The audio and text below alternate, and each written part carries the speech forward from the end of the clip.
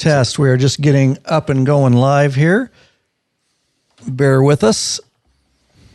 It's like you're learning, Matt. I've heard an awful lot of podcasts where that didn't get turned on. Yeah. Right. We're just getting up and going live. All right. So I know a bunch of you are in the chat there already, and we appreciate that.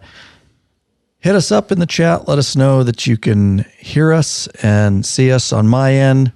Everything's looking good. Jake Maritz says audio is good. Thank you for that. Let me get this moved over. We appreciate you guys all being here with us this wonderful afternoon. And I'm going to bring, so you can hear us good, I'm going to go ahead and bring video in and let us know. Oops. All right, let us know that you've got us visually, that's all looking good on your guys' end. Let me know when you see something there in the chat. Lurch as I get everything else going here. All right. I see it on my computer. Okay, good. Audio good. Yep. Jake Marit says got video now. Good. All right. Very good. That was very smooth. That we're all Dude, you just jinxed us. Hopefully we don't have a power outage again. You know, I had that thought this morning because we were getting some thunder and lightning and rain this morning. I thought, oh man, if we have another live and well, that one wasn't live, but if we're recording another podcast and the power goes out and we lose it, I'm going to lose my mind. I know, dude. That sucked. Yeah, we were like 3/4 of the way through a podcast and power went out, and it was a second of two. Everything was corrupted. Death Valley trip. Right? Yeah, everything was corrupted. We had to redo it. It was horrid. All right, guys. So obviously this is a live video broadcast and chat for y'all. And even if you don't catch it live with us, it's still going to be in the back end of your patron account. So you're seeing it raw, us getting up and going live and all that. But it will be there. I just remember that if you are like, darn, I missed the live or I couldn't make it, you still get immediate access because it's auto uploaded. It's embedded when I put out the post in your patron account. So don't forget that extra benefit. With that said, let's rock and roll here.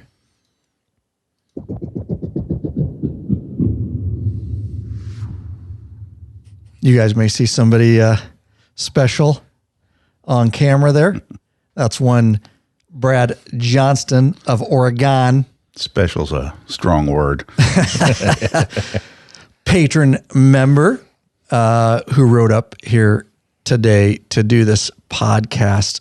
So I do got a question for you, Brad. I've got a few things for you down here. All right, let's see. I can't tell you exactly what it is yet. I have some suspicions. Now, I like really putting people on the spot. Brad has known us long enough so I can get away with this. I got to ask you a couple questions. All right.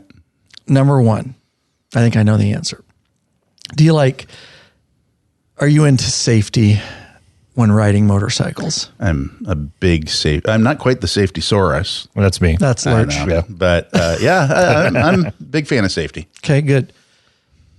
I don't like falling asleep. Oh. I like to be kept alert. Really? I can think of a lot of ways that a guy could stay alert.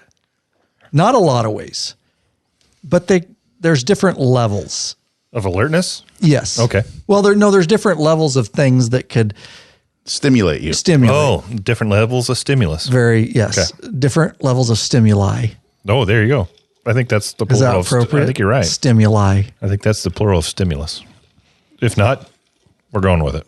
That's right. Sound educated here. I'm going to Google it. About to ruin that. Okay. So I was thinking we got to be safe on our motorcycles. We want to be alert and awake. We need stimuli. You got it right. Yeah. The plural of stimulus is stimuli. Thank you. Stimuli can be external or internal. Oh, because this is both. An example of an example of external stimuli is your body responding to a medicine. Or something else. Or something else. I hear a rapper. I heard well, there is. I'm going to show it here to the audience here because I know everybody's on the edge of their seat. So me, because I care about bikers and I don't want you to die. True. And I also think it's healthy to be stimulated. And there's no better way to be stimulated than looking at some boobies. Brad, my next question is, do you like boobies? Do you love boobies? Yes, I do. Okay, I'm pretty sure I'm opening it up right here. I'm sorry, I'm opening yours. I could probably even find a witness. All right, guys. So here, I'm pulling it out of the pack here. Oh, what's that? It's an extra piece. So I don't think that's good. because we care so much about your safety, we want to keep you stimulated at all times. And I'm putting this up to the camera right here. This is added to the law-abiding biker store. Hang on a sec. I'm trying to get it to pull focus here. It's trying to pull focus on my face. I need to cover my face. You just don't want your face in the bobble in the same picture. It pulled. This is, you see him? Oh, yeah. You guys, if you're not watching live and seeing this, you can go to the store and see it. Now. This right here is the Biker Bobble Girl. And she is available in the law-abiding biker store. Now, I'm going to tell you a little bit more about this, but because I care so much that Brad is tired because he rode up here today and he's got to ride back after the podcast, I am gifting you a Biker Bobble Girl. Oh, my wife will be so happy. She will. She's going to want to see this in person. Yes, you guys. Now, I have tested here you go, Brad. I have tested the Biker Bobble Girl well over 4,000 miles on both street and my adventure bike. And I don't see her stopping. They're still peppy. They're still bobbling. I don't know the exact bobbling mileage yet as far as how long they'll bobble, Brad. But you put on a lot of miles, so maybe I'm trying to take her to failure. But I don't think she's going to fail. Age will probably do it before mileage. It may be true. I think that they bobble better with time because they loosen up a little bit, Lurch. Okay. They flow freer. I think I'm tapping out of this conversation now. Oh, it's a serious, guys, product. I know it's fun. Number one, I used it on our Death Valley trip, and it doesn't matter how long you have that. And I will state the fact that guys like boobies, and who doesn't like a good pair of fun bags, Brad? I think women like boobies. Even women like other. I think there are many that do. Yeah, they do. And not in a weird way, but just they're fascinating things. And so I'm like, what better way? Put these on your motorcycle. You can install it right in your cockpit. I prefer it on my clutch reservoir, so it's up high right there. I can see it at all times. And every time I look down at that, not only did it stimulate me, inside and outside. Internal and external. Internal and external. It kept me awake. It kept me smiling because it's just funny and it's fun. And everybody that you pull up next to with the group you're riding with, I guarantee, is going to be very interested. I'm trying to get focused there. Very interested in that, and it'll be a talking piece. They are available in the Law Abiding Biker store. It helps support us. You can mount it wherever you want. And I've got a video over there too. I need to embed another video over on the store. Great little add-on item. If you're in the store shopping, put one of those on there. Yes. I may put it on my wife's Challenger dash. Ooh, there you go. To see how long it takes her to notice it. There you go. Nice. We need to send him with an extra one. So he has one. He can place them in multiple places. I think I have extras. I think you have some in the shop. Yeah. Okay. I got extras just in case they failed. But anyways, guys, it's a lot of fun. And we did market them and bring them right to the Law Abiding Biker store for you. You can search for Biker Bobble Girl over in the store, or it's under miscellaneous or accessories, novelties, I believe. And Lurch will put it in the show notes. Yep. And I put a link in the chat. Yep. A little bit.ly link.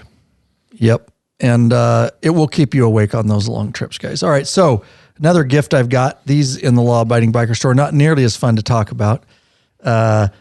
but something every biker needs, which is koozies. Lurch recently added these to the Law Abiding Biker store. And so nice little koozies, of course, with the Law Abiding Biker logo. You're looking at them here. They're kind of a gray color, but both sides. And another nice little, while you're getting your biker bobble girl, you can get these. So I'm going to toss these over to you. Those are for you, Thank Brad, you. And a few little gifts. But I like the gray. The black kind of gets lost in the drawer. This will be true. This will be good. Yeah. True. I was looking for something where the logo would stand out really well on. Yeah. Right. And so those, we're adding a lot of new stuff to the store. So make sure you guys are checking over there, lawabidingbiker.com/store. More than we can promote and tell you about on podcasts and videos. And that's going to continue as we're transitioning. Obviously, we're into our new building, and that's exciting. But we will be adding more products. And of course, that's a way anytime, if you can get it from our store, if we carry it or we've added it, rather than any of the other big, one company owns all the online motorcycle stores and stuff. We are bikers, just trying to help as many bikers as we can worldwide. And you're supporting that store and shopping from us. We're the ones actually, we're actually bikers. We're not just folks that they hired. We're actually living the lifestyle and trying to help bikers. So there you go. We officially talked about boobies, Brad. I know your wife will My be wife proud. will be so happy. Because you were telling me something at lunch. Tell that story. You were listening to our most recent podcast. So we were listening to the most recent podcast coming home from Portland yesterday. And of course, the first 10 minutes are all about boobies. I don't believe it. And my wife was just like, what is this? And but now she's curious. And, she's probably listened to only about 3 or 4 podcasts because I usually don't listen to them in the car. Right. And so it was, she was surprised. Yeah. And it must, at least we intrigued her. Yes, That's the key. you did. We at least sparked some curiosity. Although she just texted you, and it is a Asian biker bobble girl. It is. Kind of looks anime-ish. It's anime-ish, Yeah. exactly. Yeah. It is very anime-ish. So, all right, guys. We'll move on. We talk about some butts now. Oh, yeah, we can. I actually wanted to talk about, which you don't have it here, and it's a product that was recommended. We've talked about it a couple times by Matt, patron member Matt Haywood, and it is, you know what I'm talking about? Not yet. Cream. Oh, Fresh Balls. Fresh Balls. Yeah. Mm-hmm. And we have a link for it, guys. So I have officially tested it multiple times. We did it when we went up to TourTech Rally up in Plain, Washington. That's when we first spoke of it. I took it. I went down to California to test the new CVOs. I took it there. This episode's going to be about the 120th Harley-Davidson anniversary, and it was hot and muggy over there. Took it there. Mm-hmm. It was so hot. It was hot. And recently went to Mexico and with my family for a family trip. I just got back a day ago, and I took it down there. Yes. Do you have that in there, Lurch? I don't think we do yet. Yeah, you had one. You were the one that made it. I made Fresh Ball. I made the one for the Fresh Balls. I don't think we did. Let me look. You did? Okay, keep talking. For I'll sure. look.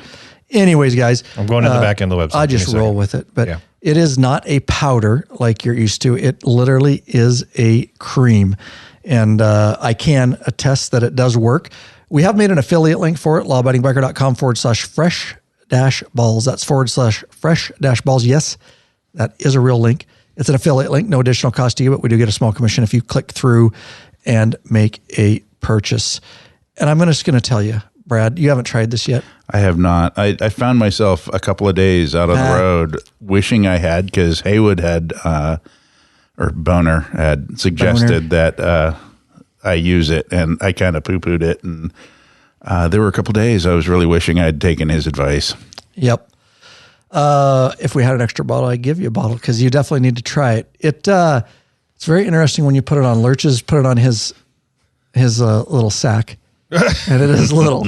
It's a little sack, and it gives you like a cool. Upon application, it gives you a cool feeling. Little refreshment. It does. It's a little, but it's not like mint. It's I don't know what to say. how it would, but it doesn't it's not a burning like sensation. Tea tree oil? Yeah, there you go. Sure. Little tingle. A little tingle, put a little spark in your step. And the thing is, it's not just fresh balls. It keeps your balls from sweating as much. So I don't know. And it doesn't have any aluminum, right? Oh, Lurch put it up here. I have some specs on it. Yeah, see, I knew you did make one. It doesn't have any crazy shit in it like aluminum. It's made from fresh ingredients, talc, I don't even know how to say that. Paraben. It's got no parabens, no talc, no aluminum. No, there you go. Basically none of the stuff that can give you nut cancer. I don't know about the tapioca starch, though. That kind of makes me, I don't know if I want pudding on my... Well, it's better than the stuff that, like our fathers used, like the talc and stuff that gave them nut cancer. This is true. Or aluminium. That would be bad. Lurch puts peanut butter on his nuts. Why not tapioca? Did you know when you get to the end of the career and you have those stories you can't tell? Right. That's the one you can tell now. Oh, God. Anyways, guys, it's legit. No powdery residue in your pants. At the end of the day, literally, you will be very happy that you use this. But it does absorb wetness. And like I say, it's like this is what I want to say. It's like just a deodorant, keeps you from sweating a little bit down there too. I do apply it pretty liberally. Don't mess around with it. Get it up in there, grab the old boys, stretch the sack upwards, make sure you get down low next to the taint. You don't want to miss any of the circumference of the sack. It's not a lot of circumference for Lurch, but his bottle lasts him 3 years. Mine, half and half, 2 days, done. See, the thing is, a lot of people think I'm even listening to you. I'm not listening to you. I'm producing the podcast on the fly. All right. That's enough. We got actual shit to talk about here. lawabidingbiker.com/fresh-balls. And that is confirmed. That is the link. That is the link. Lurch is looking at it right now. Mm-hmm. There you go, guys. I think we should just frickin' get into this. We got a couple other things to talk about here, though. You want to ride longer, Brad? I do. Are you tired of a sore and achy ass? No, I'm not, because I had a buffer. He got out of it. Nicely done. Then fix it with a high-quality butt buffer seat cushion. Head over to lawabidingbiker.com/store. Check out our full line of butt buffer seat cushions. You rocking the butt buffer on the way up here, Brad? I did use it this morning. My brand new butt buffer. They warrantied my butt buffer because I actually melted it going across New Mexico and Arizona, and it kind of clumped together.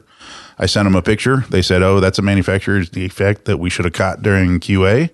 We'll send you one out. And they overnighted it. Nice. I had it 2 days later. So nice. Fantastic company to work with. Very good. I like that, guys. And that's why we partner with companies like that. I'm glad to hear stuff like that because we do our research number one, that it's a decent product, and number two, that the company has good values. And so awesome on their part. So yeah, get it from us, guys, right in the Law Abiding Biker store. Oh yeah, once you've used Rick Rack, you'll never go back. The ultimate motorcycle luggage rack solution. Forget those messy straps and bungee cords. Go strapless with a Rick Rack quick attach luggage system and quality bag. Head over to lawabidingbiker.com/store. Get hooked up now. And of course, Bikeaholics, don't forget, Zero 3D has a wide variety of innovative products for your Harley-Davidson and a brand new line for the all-new Honda Goldwing named Gold Strike. I like gold. Top quality, affordable chrome lighting and comfort products. Zero Gold Strike are the motorcycle LED lighting innovators for CAN bus plug-and-play system compatibility. Head over to lawabidingbiker.com/store and check out our full line of Zero 3D products. Suppose we should do this thing.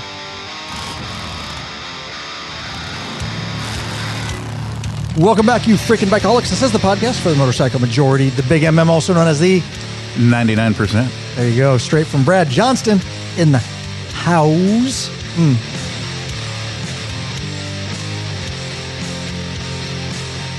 All right, guys. Large and in charge of the motorcycle scene more than any time in history. By being here, by listening, you're part of what we call the hashtag Biker Revolution. There you go. We do have just one question before we get started. What are you waiting for, Bikeaholics? Mount up. And let us take you on another wild-ass ride. There you go. Ryan Erlacher here, your host of the Law Abiding Biker Podcast, and your high-tech redneck. Thanks, Brad, for being here. We're at least going to get one episode live here, and then depending on time, Brad is welcome to stay because we are doing a batch process day. We recorded one earlier.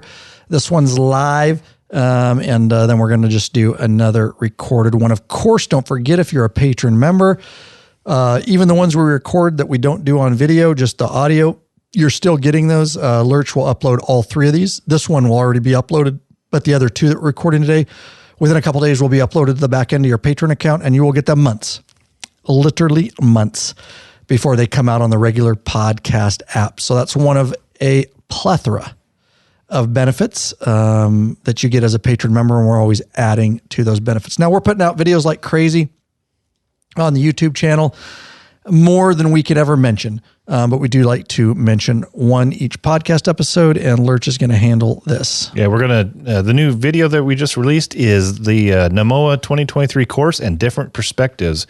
And Ryan's got a playlist out there for all the police skills training stuff. So check it out. The link will be in the show notes below. Anytime you can just go to lawabidingbiker.com/training. That gets you to, if I can spell and talk, that gets you to the actual YouTube playlist.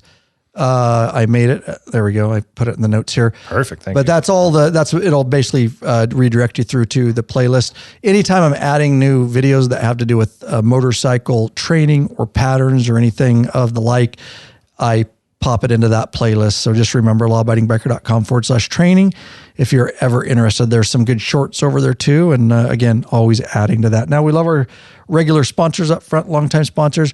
These folks are also a direct reason, and a lot of them are in the live chat right here with us today.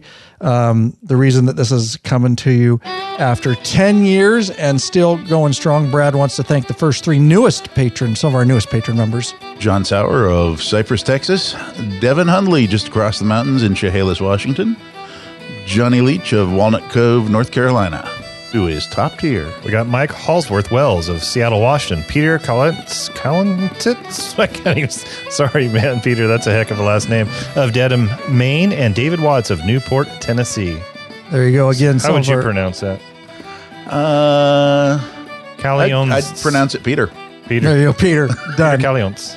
lawabidingbiker.com/Patreon, Patreon. That's right. Pledge a certain amount per piece of content. No risk to you because you could put a monthly cap. There are benefits such as t-shirts and stickers. You get access to the private Facebook group, which is a troll-free zone. It really is nothing but bikers helping and connecting with bikers in there. You get access to these live video broadcasts and chat. Like I mentioned, podcasts early, top tier, get access to those premium videos up on request. And of course, access to the ride, meetup, and events. And if you are not a member, we would love to have you as a member. We want to get to know you better, and still blowing it up here in 2023. And so thankful for all of our beloved patron members. And I love these when we are able to do these live video broadcasts and chat because you guys get to hang out with us. And as you see, Brad Johnston's here. He's a patron member, and he's not the first. We've had quite a few over the years, different patron members. Actually, some have been remote, and then others who are in the area sit right here at this table and grab a mic, and we talk biker stuff. So I think Russell Roberts was the first person I heard as a patron on the mic. Yes, I agree. It was. Wouldn't surprise me because he's been around since the beginning. Yeah. It was. I still remember. Yep, up on the sofa. He was the very first patron member up in the sweatshop in the old studio. Above the garage. Yeah. Wow, seems like so long ago. Today's episode is all about, Brad came up because he was down there too. It's a Harley-Davidson 120th anniversary trip to Milwaukee. Now, Brad went separately from us, so he brings a different perspective. So that'll be fun to kind of hear his travels and what he went through to get there. I'll open it up, the conversation by saying Lurch and I. So the way this came about, we've said it's been a busy year, crazy year, which is good. Had a lot of stuff going on. We did our summer trip early, motorcycle trip. And then I had, which we just did the episode on, you're here, the North American Motors Officers Training Conference and Competition. And then it wasn't very long, and I flew down to California to test ride and review the new 2023 CVOs. Those videos are out on the YouTube channel. Make sure you check them out. Then I came back for 2 days and then flew out to Milwaukee for the 120th. And we went to King of the Baggers too while we were down. And Brad was down there too when we were down testing this. When I was down testing the CVOs, part of that trip, the weekend, was King of the Baggers at Laguna Seca. So we got a lot to talk about, but specifically the 120th anniversary. So Lurch and I would love to ride there. That would have been great. But like I said, I literally had 2 days coming back from California. It's impossible. And I burned a ton of vacation time from the regular paying law enforcement job. And so to make it work, we had to fly. But we knew that we were getting hooked up with bikes. Harley did fly us down and put us up in a hotel. I actually paid for Lurch's flights. They were only flying me. But it was, number one, I wanted Lurch to experience it.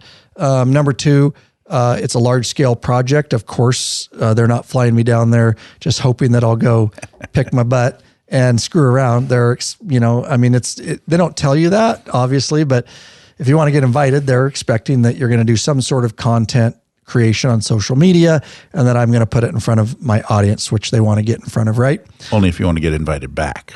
Correct. Yeah. Yes, you could go down there and just screw around.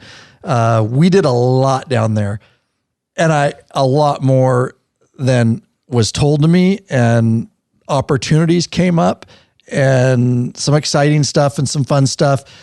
We're going to break that down too and kind of tell you what it was like. And then some of the content that's probably it is on hard drives that's probably going to come out. I'm trying to manipulate, I'm trying to triage how much of that and what's most important to put out of that footage. Because it's a lot and it's a lot of work because I've got so many other projects going. But anyways, we'll talk about some of that today and hopefully maybe right here live, I'll make some decisions on which videos I'm actually going to, we'll see if I'll commit because I'm back now and I got to buckle down. But we are still putting out a ton of other videos and all the other regular content. I can only imagine how many hours of video you captured while you were gone.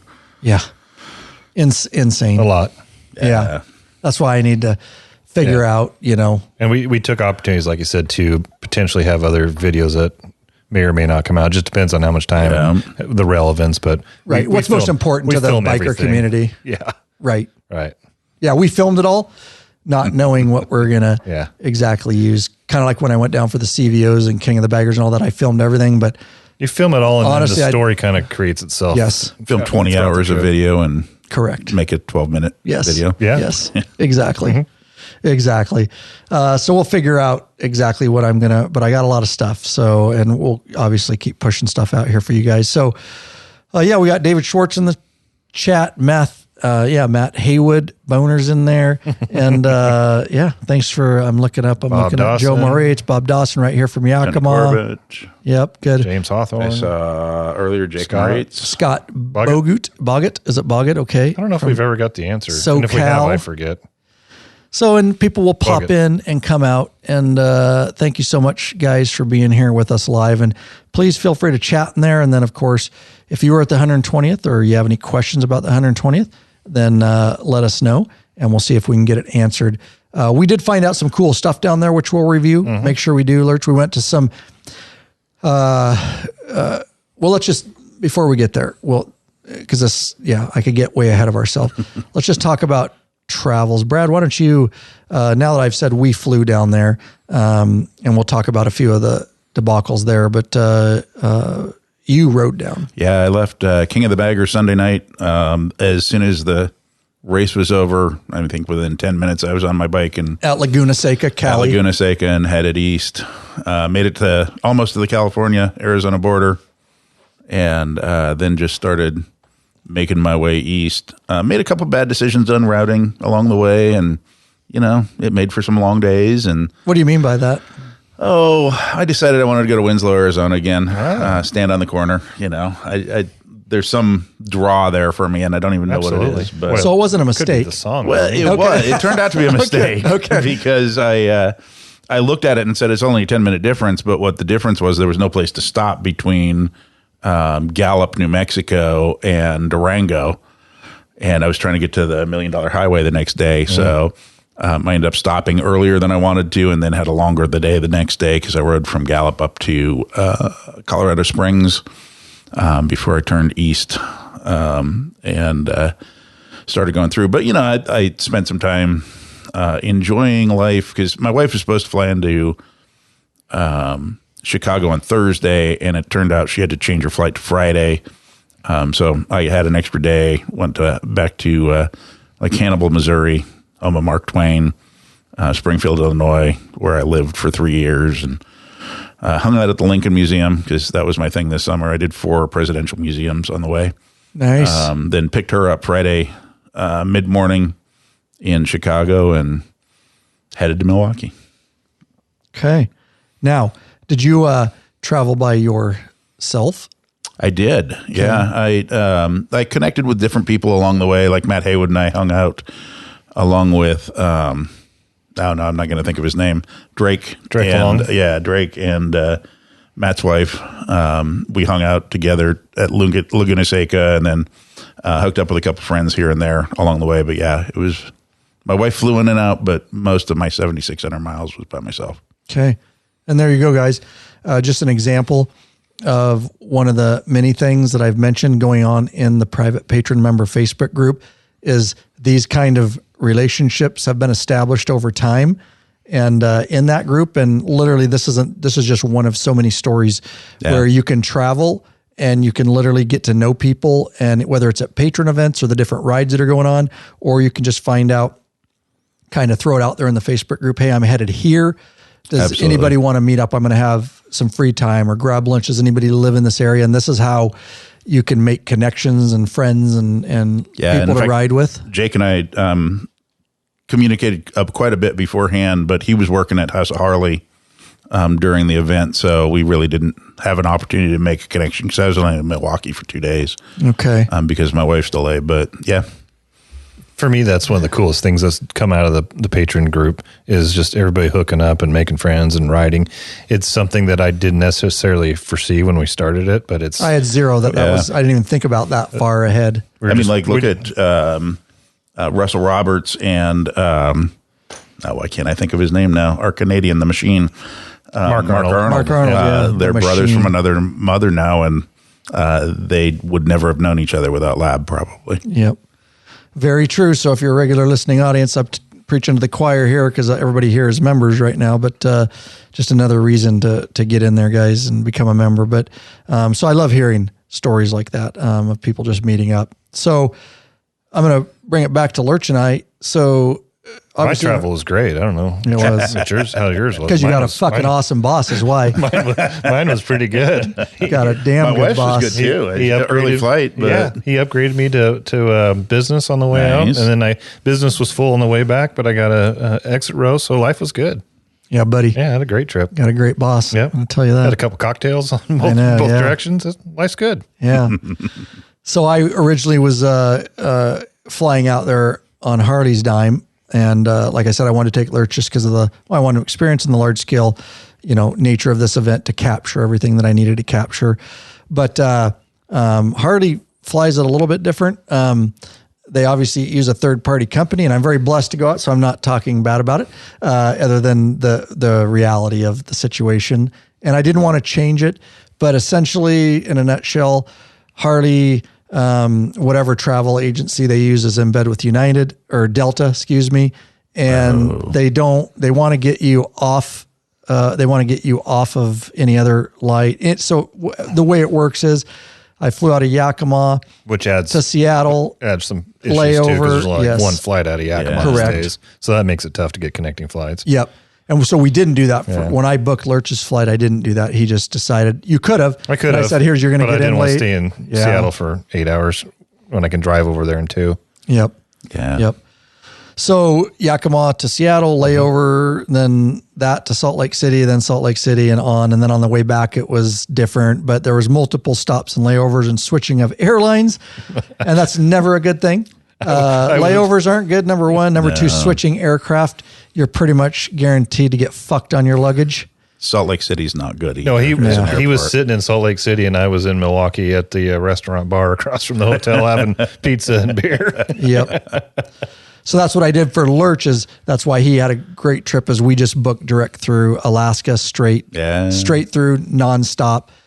And I wanted to so bad, but they've got so many people, and I was like, that's just going to cause chaos if I ask Harley to try to rebook me. Yeah. You want to make it easy for them to work with you. Yes. Yeah. Exactly. So I ate it, and my luggage did get lost, and I knew it was going to happen.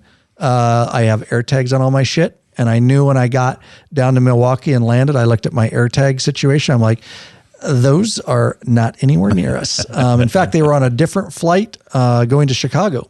And so that was awesome. My helmet was in there. Yeah. And I need that because Harley has a bike for me. And part of the agreement when you sign all the legal forms is that you will ride with a helmet. And my gloves were in there.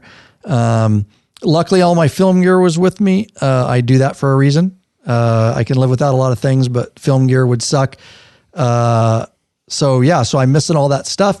And at earliest, it was going to get there the next day at noon. And we needed to ride bikes in the morning. So these are the kind of things that stress me out and go on behind the scenes. Helmet? No, nowhere to get a helmet. We'll dig in. We'll dig into that here in a little bit. So I got in at about 2:30 a.m. to the hotel. And what was waiting for you on the nightstand? He had a whiskey for me. A double. I told him, I said, dude, I'm going to need a whiskey when you get there. I'm going to go to bed, but I need to chug a whiskey. Right there. Yeah, and there was a liquor store that I passed earlier when I was walking around looking for a restaurant. And I should have grabbed a bottle then, but they have liquor stores in that area. You can't buy it in the grocery store like we can around here. So it was closed at 9:00. I couldn't get any, but I was able to grab some at the bar and take it up for him. Yep. And it was very, very much appreciated, but I was beat and stressed because of the helmet situation. And he kind of ruined my night's sleep too. I was sitting there just sleeping soundly, and he comes in, makes a bunch of noise, turns lights on. Dropping stuff, huffing and puffing. Yep. Talking about how pissed off I was and trying to fire him up in the middle of the night. I had no toothbrush, no nothing. I did the finger toothpaste brush in the sink, and no CPAP. I didn't carry it on this time. And it was just luckily, my riding shirt was in there and everything. Luckily, Milwaukee was warm, so I knew that I could survive at least. And I didn't have my riding shoes. All I have is these little tennis shoes, and not the safest way. But anyways, we would just go to bed and get zero sleep and get up in the morning and try to regroup and figure out what the fuck we were going to do. What day did you guys come in? It was Thursday. Okay. You'll remember more of this than me. Did you catch the rain? Because there was one really bad day of rain right before I got there. I know that I've seen a lot of people got pretty drenched from. It was before it rained. Yeah, we didn't deal with any rain. No, we had good weather. Yeah, it was the day before. Nice. Yeah, we got lucky. When did you roll in, Fred? So I was in Chicago on Thursday, and then came up to Milwaukee Friday morning. Okay. Then there were tornado warnings all over in Chicago. So really? They were very localized, and I'm like, I had to Google what county it was that I was in to see if you were going to ride through that. It was. We got pretty lucky with the weather because there was supposed to be some rain and lightning and thunder Friday and Saturday, but it didn't really. Some came through Friday, but not very light. And then Saturday was nice. Jake in chat, pretty lucky. Marit says Wednesday was the rain day. Oh, there you go. Thanks, Jake, for that. It was up early, and then we're going to kind of bounce. Where did you stay? So we were out by the baseball stadium at the Best Western because everything downtown was sold out. We rode by there when I started looking. We rode by there on the LiveWires. We'll talk about that later. But so we know where you're at. Yeah, it was a good area. It's a little jaunt, but not too far. Yeah, it's an expensive Uber after the concerts, but if you could get into an Uber, I was going to say, how was that? Oh, it was horrible. And I'm sure we'll get into it. But like the festival grounds there at Veterans Park were really well managed. The areas around the festival grounds, I don't know what the hell they thought they were doing. It was horrible trying to get in and out of there. We didn't ride down. We always Ubered down. And getting out after that thing, you'd have to walk quite a ways out of it in order to pick up an Uber. I figured we rode into it. We'll talk about that. We got lucky. But, I can see how that would be chaos. Yeah, it was. Well, we waited 45 minutes before our Uber driver on the first night before he finally said, "Hey, can you walk to me? I don't think I can get to you." Yep. God. And the amount of people that were probably trying to use them, wait times and things like that. It was pretty bad. Plus rates just went through the roof, right? Because of demand. Yep. As soon as they demand, it's all an algorithm and rates go way up. Oh man, craziness. Still cheaper than a DUI. Oh, hell yeah. No shit. Well said, bro. Well said. All right. So, morning one on Friday morning, zero sleep Friday morning. So obviously Lurch and I, when we went down, we were hooked up with, it took a long time to get it all hooked up. But we had press passes, obviously Harley blocked all those hotel rooms out long before. What hotel were we at? Oh, you would ask that. It's all right if you don't remember. It was right downtown, and they booked out. Yeah, give me a second. Multiple hotels. I want to say it was the Hyatt. It was the Hyatt Regency. It was the Hyatt Regency. Yeah, and then a lot of them were staying at the Trade. The Trade, which was a couple blocks away. To the north. All the YouTubers and media that Harley invited, we were all in these couple hotels here, and at the. What was the other one called? Trade Hotel? The Trade Hotels, where they had a smaller, like boutique hotel. Yeah. That's where they had all the bikes. Because before we went down, they asked us what kind of bikes we wanted. We weren't sure what Lurch was going to get because that was an extra because I flew him down. Just asked for a touring, some type of touring so we can haul. Yeah. And I had asked for a specific bike, which we'll get into. But that's where they had at the Trade all the bikes, just rows and rows, because media was coming and going, and they were swapping bikes, and they had all the keys in the front there. So here I am. So the first thing, Hardy had my schedule like packed. We didn't have hardly any free time until the evenings a little bit, but the days were packed. They wanted to get me certain things, and I kind of knew some of the loose schedule, but there's a lot that was up in the air too, as far as, this was a busy thing for Harley reps and PR, and you would think it would be super like tight. It wasn't. And I've learned, especially events like this, you got to fend for yourself a lot, and you got to ask a lot of questions because there's a lot of things that are unknown that aren't very specific in the details. And you're like, but what about this and that? And I've done enough of them now. I'm not afraid to figure things out and fend for myself. But I don't think they've ever done anything this scope before either. This seemed like a really large scale for anything I've seen them do before. I agree. This is, my guess would be, this was the most YouTube and media all in one. Everybody event. Was there, it seems Everybody. like. Yeah, they had a lot of YouTube channels. Even some smaller ones. There were a lot of smaller ones there, it seems like. There was. Yeah, they had a wide variety of people there from different backgrounds and walks of life. Yeah. Yep. Different experience levels. They were definitely pushing this marketing wise, this event. They really wanted to get out, and we'll talk about, we got to go in a briefing with Jochen Zeitz, the CEO. It was for their Bill limited amount of Bill and Karen Davidson. It was, and there were some things revealed, which we can tell you now. We were under some NDAs on a few things, but nonetheless, first I'll find out, let me tell what we did to start the morning, and then we're going to jump back and forth. So Lurch and I. Who's we, white man? You got a bird in your pocket? What's that? Who's we? You got a bird in your pocket? No, me and you. I didn't do anything in the morning. Yes, you did. We'll get to that. Oh, okay. Oh, I got you. You're getting ahead. Well, you did do something. It just wasn't what was planned. Exactly. So remember, I don't have a helmet, and my luggage is supposed to show up sometime around noon if we're lucky. I'm still tracking it with the air tags, but we get over to the Trade, and so I chose the Breakout as the bike. Yeah. I've ridden a lot of touring. It's a cool looking bike. It is.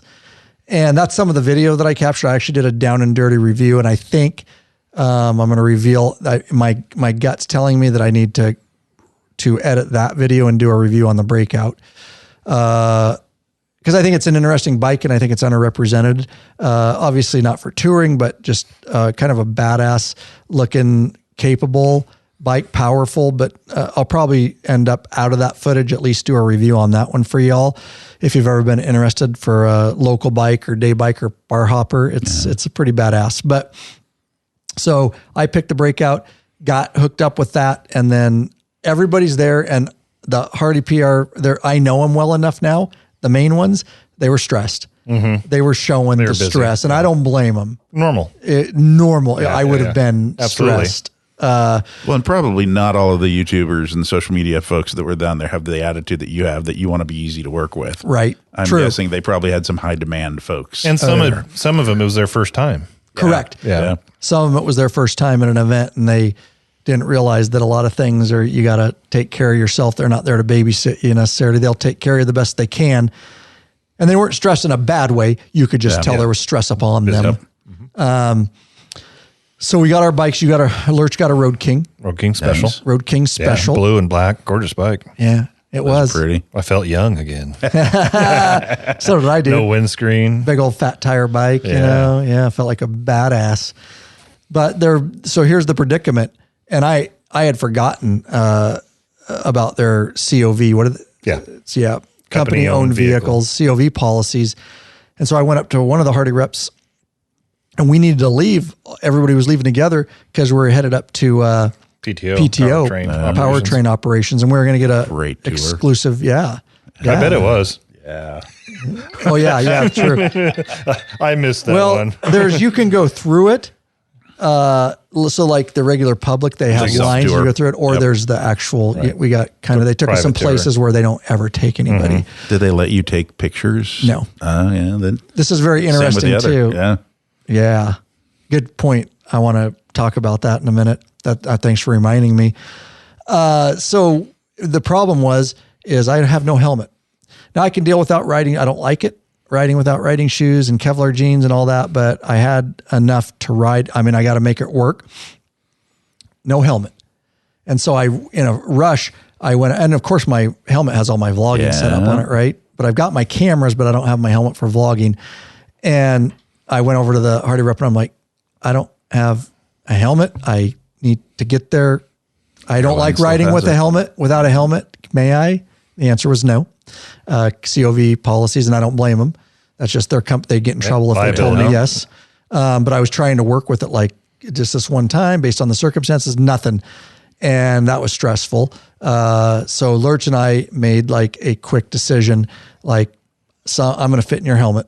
And I'm sorry, you got it. And Lurch was with it. We just... Here, in fact, I said, here, take mine. Had you not been there, I would have just missed it. So you were kind of a bobblehead? I was a bobblehead, yes. He was wearing my extra large on his medium head. Yes, on my medium. In fact, I said, was your helmet a large? He goes, yeah, I think so. No, it's not. His is a medium. Yes, it's true. So Lurch, it was rushed. I threw on his helmet, got the strap around me good enough to show that I had a helmet on, and I barely made it out and got in behind the rest of there was a handful of us YouTubers that were in the same group that were headed up to PTO. And then Lurch, you tell your side of it. The point was for you to go buy a cheap ass helmet, right? Yeah. Temporarily, because we knew hopefully my stuff was coming. We knew it was coming, and we just figured I'd buy a cheap one just to get me up to and maybe, if any luck, make it in time for the tour. Yeah. But there is no motorcycle shops in downtown Milwaukee around the hotel. Can you believe that? I Googled it. I couldn't find shit. You'd have to get out toward House of Harley or... Yeah, there was a small one. I can't remember the name of it, but I'm looking on my Google Maps. And they were all busy as hell. There was some small... No, they weren't even there by the time I got there. So there's this motorcycle shop. It says on the internet that it carries helmets. It's like a mile walk. And as you remember, it was quite warm and humid. Yes, it was. I'm in my riding gear, so I hoof it all the way up to... You could use fresh balls. Yeah, I should. I had some on, so at least the balls are fresh. But I got all the way up a mile or so to this location, and it's not there anymore. So then I'm walking back just pissed off. I'm like, fuck it, I guess I'm drinking beer at the hotel the rest of the day. And right as I was making that decision, and I guess my day's over, Ryan texts me and goes, hey, my luggage should be there any minute. Yeah, luckily, the gal let me pick it up. She didn't even ask for any ID. I said, hey, we're supposed to be getting some luggage coming in. She goes, oh, is that yours? Yep, that's mine. So I grabbed it. And I put his helmet on my head. I was able to get... say that doesn't solve your problem. It didn't solve my problem a whole lot. I was able to get... He's got a quick disconnect on his strap, so I had to loosen that up a little bit. I pushed the helmet down on my head as far as I could. I was able to get like one click on that thing, but I could not get the face shield closed all the way. I just closed it so I could see out of the thing. And so I rode, 20, 30 minutes up to the area where they were in the middle of the PTO, but Ryan told me where they were meeting for lunch. So I rode to the lunch spot. Nice. That was very uncomfortable. Yeah. have a migraine by the stretch time my you're there. freaking helmet out. It still stretches from his fat cheeks. I had like a dent in my forehead. I had like a low grade headache, but the things we do to get adapt, overcome. Yeah, we did. So I missed PTO, but you could talk about that tour. Yeah, and then I'm going to see what Brad did this morning. I'll at least leave off it. So we arrived. We got to ride up to PTO, Powertrain Operations. We're going to be using that acronym here. Huge facility, obviously. Now it's been closed since COVID, and this was the big deal at 120th. Is they were opening it back up for tours. Now, if you go as a regular tourer, correct me if I'm wrong on this, but we saw a lot of people in there, and I handed out a ton of stickers. Thanks everybody that saw me at PTO and said hi. But there's they have it lanes where you can walk and you have to go a certain direction, and there's different stops. That's the kind of typical unguided tour. Yeah, so to self-guided. Self-guided. Very cool still. Very cool. Yeah, being able to see all the products that are produced there, how they machine them. You hear the Harleys are manufactured in China and assembled in China and whatever. And after going through that plant. Not true. No, I don't think so. Yeah. You can actually see where they're machining it. And it's super cool seeing the insides of the engines just sitting around in stacks. Yep. That's a good point, Brad. We do hear a lot of that online and, keyboard junkies. Yes. I can tell you that it is insane what goes into, and they are not manufacturing. Do they get components? Well, yes. Every car manufacturer does too. There's going to be certain little parts or bolts or things like that. Plastics. But they are machining the cams there. They are, right? We saw cams like not machined yet, jugs. Cases. So, yeah, okay, they get a foot peg from somewhere. Who gives a shit? By and far, those bikes are manufactured in the United States of America. And by people with pride. Correct. The people that were working the self-guided tour, kind of pushing people the right way. We stopped and talked to a bunch of them because that's what I do. And every one of them, very prideful about the work they do there, the fact they're able to, invite people in again, and super cool. Yeah. So piggybacking off that is so prideful, these people, they were so happy to have people once again being able to see what they create. So much so that we had a private tour, obviously the YouTubers, a guided tour in private, and we didn't have to follow the path kind of deal. They took us to some different places where normally people aren't allowed. But they told us that there was a lot of those folks in that plant working extra hours and on their own time because they wanted to be there and because they were so excited to showcase it's been so long, they wanted to showcase what they do. And so they were literally coming there just to volunteer their time, a lot of them and not just people from the PTO plant. There were people from Yorktown that came down too. I talked to the guy that does the final ride. He puts the bike on like a dyno and rides a mile looking for exhaust leaks or anything else before a bike gets checked out. He was just there volunteering to help people have good experience. So lots of fun. That's awesome. So you heard it from Brad. Well worth it if you're back there to get a tour, unguided tour kind of deal. The tour was amazing, and here's what Brad said earlier I want to talk about. And so this is the weirdest thing. And they freely admitted at Hardy Reps, and we knew going into it, we had been told some specific things via emails, and that is you bring a bunch of YouTubers and we film everything. Like that's the point of YouTube, right? We have the podcast too, but, and so it was counterintuitive. And why would you go? Right. We're like, I know it's weird. We're bringing you guys here and we want to show you all this stuff, but you can't show it on your YouTube channel. So no cameras allowed for us to go take video while we were on our tour. So it kind of sucked. Doesn't matter. I mean, if that's what Harley wanted, I still got the tour and I can still talk about it on the podcast. They said we could talk about anything we saw or where they took us. We just couldn't film it. And that would kind of carry on to some other things that we're going to do here as we were down in Milwaukee that I'm going to talk about. So in that facility, all I can say is it's a great tour. It was pretty much, my mind is mush because I got to see so much. some of the highlights maybe were, where they test the engines. They took us back to some rooms where, you got guys on computers and these engines are in a room with hoses hooked up to the exhaust, and they run the living shit out of these things. And these machines, they set them to automatically start them and shut them down and start them. And they do all these stress. They work the shit out of all these, engines over time to test them as much as they can in an environment like that before they get out in the real world. So, another, I think, was seeing the cams, before they're machined just a hunk of aluminum, and then they got buckets and buckets of cams and stuff. And it's just, and they're so precise. One of the big highlights that I went over, they have another machine. I think this was on the regular tour too, but it's literally, like a huge box, and they'll take the jugs and put them in there. And it's literally obviously all computer controlled, and it has little needles on it. And every motor that they produce or any part, it literally, and it was working while we were there, and it goes around and it measures every spec, and the computer logs it, and it goes in the spark plug holes, and it's working around, it's checking depth, it's checking that all the threads, and it's just this sewing needle that goes, and it's checking, and the computer immediately will alert if anything, because one of our guys that was on our tour was like, how much does stuff vary in specs, from one component to the other? And then they took us over to that. It goes, here's why they don't. Yeah. The amount of machines that they have in there, CNC computers, you start to realize like this is a quality piece of equipment. We all complain about, nobody likes to pay a lot for a bike, but when you can see why. Holy shit. You're like, yeah. Did you think that a little bit too? You're like, all the employees and the plants. I felt so much better about my engine. Correct. I went through that path. Yeah. And I also was thinking of poor Matt Haywood and his sumping issue, but right. Thinking of like, how does this happen? Correct. After they go through this, but yeah. Interesting.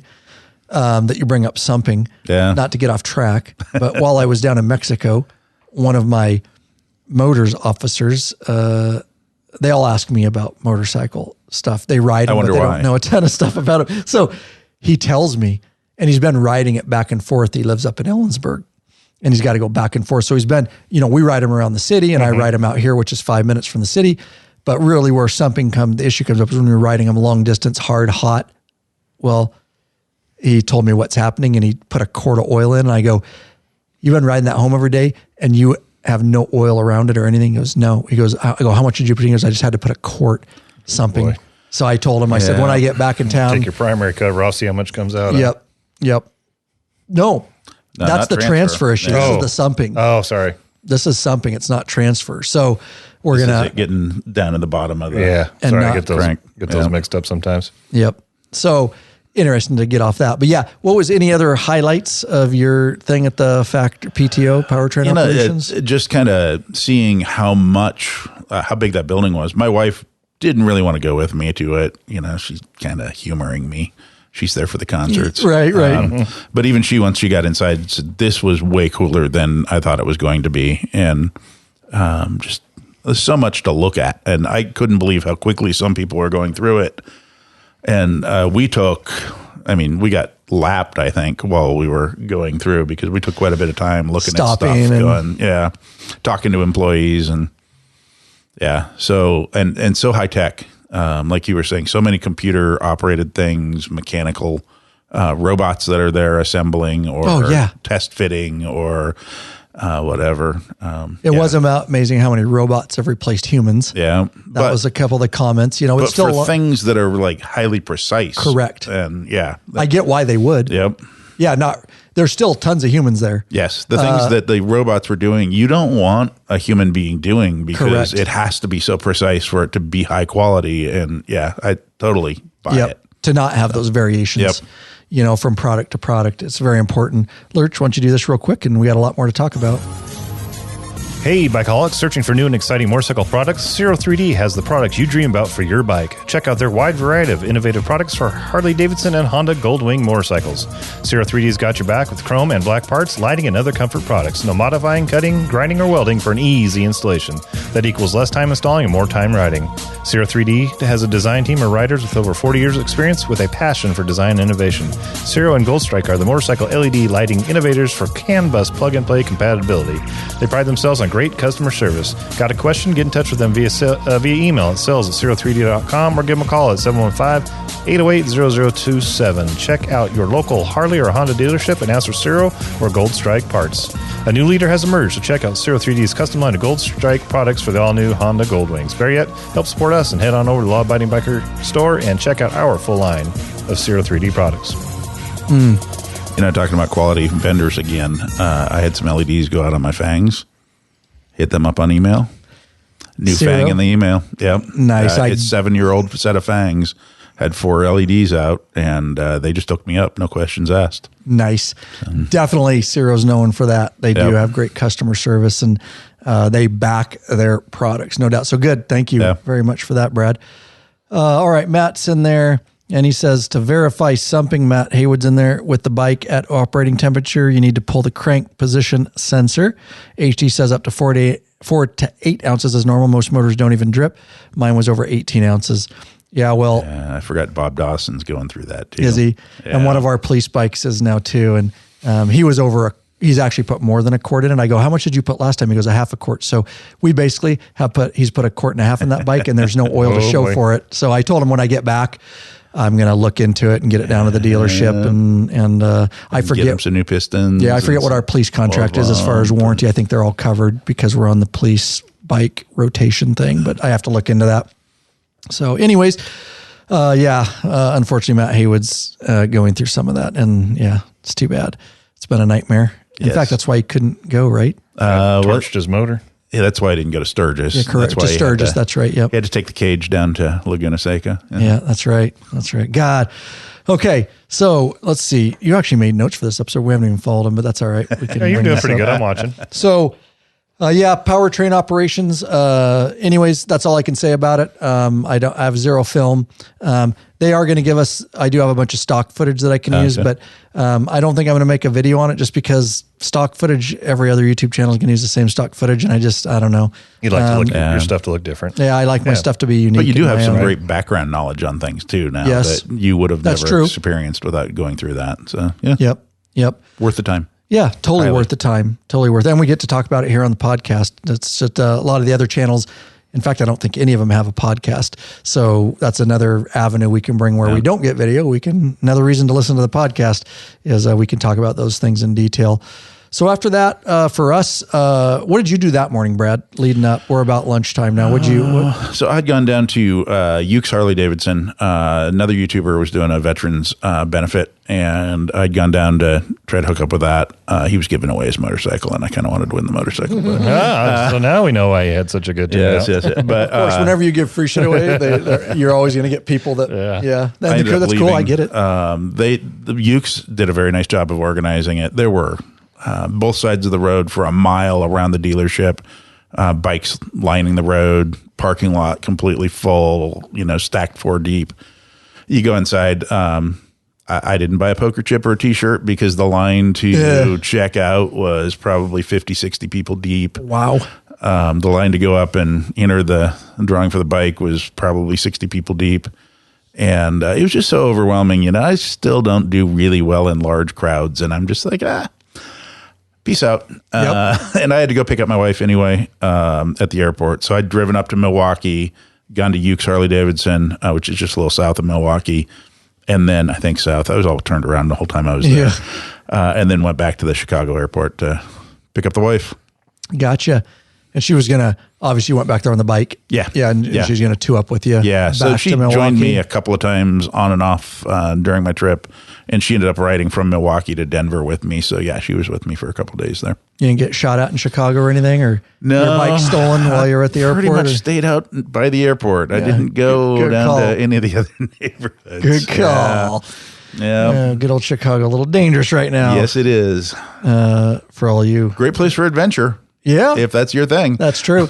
Yep. Yeah. Wear your vest and just ride fast. Ride fast. Don't stop. All right. So good. So Lurch, my stuff showed up. He got at the hotel. He finally got up to where we ate lunch, the Hot House or something like that. We ate at the Hot House too. Did you? Yeah. That's what it's called. Yeah. Cool. Yeah. Mm-hmm. That just came to me. I remember the name. Old fire station. Yeah. Oh, that makes sense. Yeah. Mm-hmm. Yeah. Good, decent lunch. Yeah. Decent lunch. Yeah, we ate there. We were in a rush. In fact, right after the powertrain. Okay, yeah. We went on Saturday. So, yeah, we were a day behind you on that trip. Yeah. It was good. And All it the was places in the world. It was quick because we had to get the frick out of there because we had another obligation, which was and Lurch was with me now, and he had access to all this too because we had our passes and all that. But they took us up, guided us up to the Product Development Center. PDC. Yeah, Product Development Center. So if we say PDC, that means Product Development Center. This is where they're doing all they're testing the new stuff and coming up with new products. And it's very rare that they give any media tours. In fact, the guy that was our tour guide said, I haven't even been able to get my wife in here to get a tour. Now, when you say products, is this like motorcycles or is this their clothing brand and accessories? Okay. Motorcycle parts. Very cool. New models. Yeah. Yep. And Lurch is absolutely right.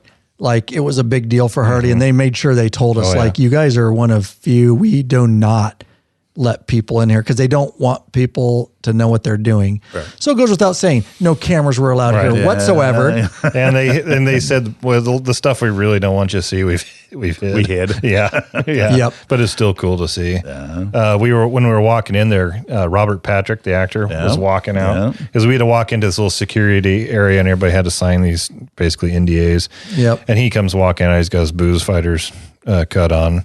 And we all recognize him. Of course, Ryan doesn't. He's like, "Who's that?" I'm like, "That's a Terminator." That's one of the Terminators. Yeah. I'm like, okay. So he walks out, and one of the other YouTubers is like, "Dude, I kind of want to go ask him if I could take a picture. You think he'd care?" We're like, "No, dude, go." Worst he can say is no.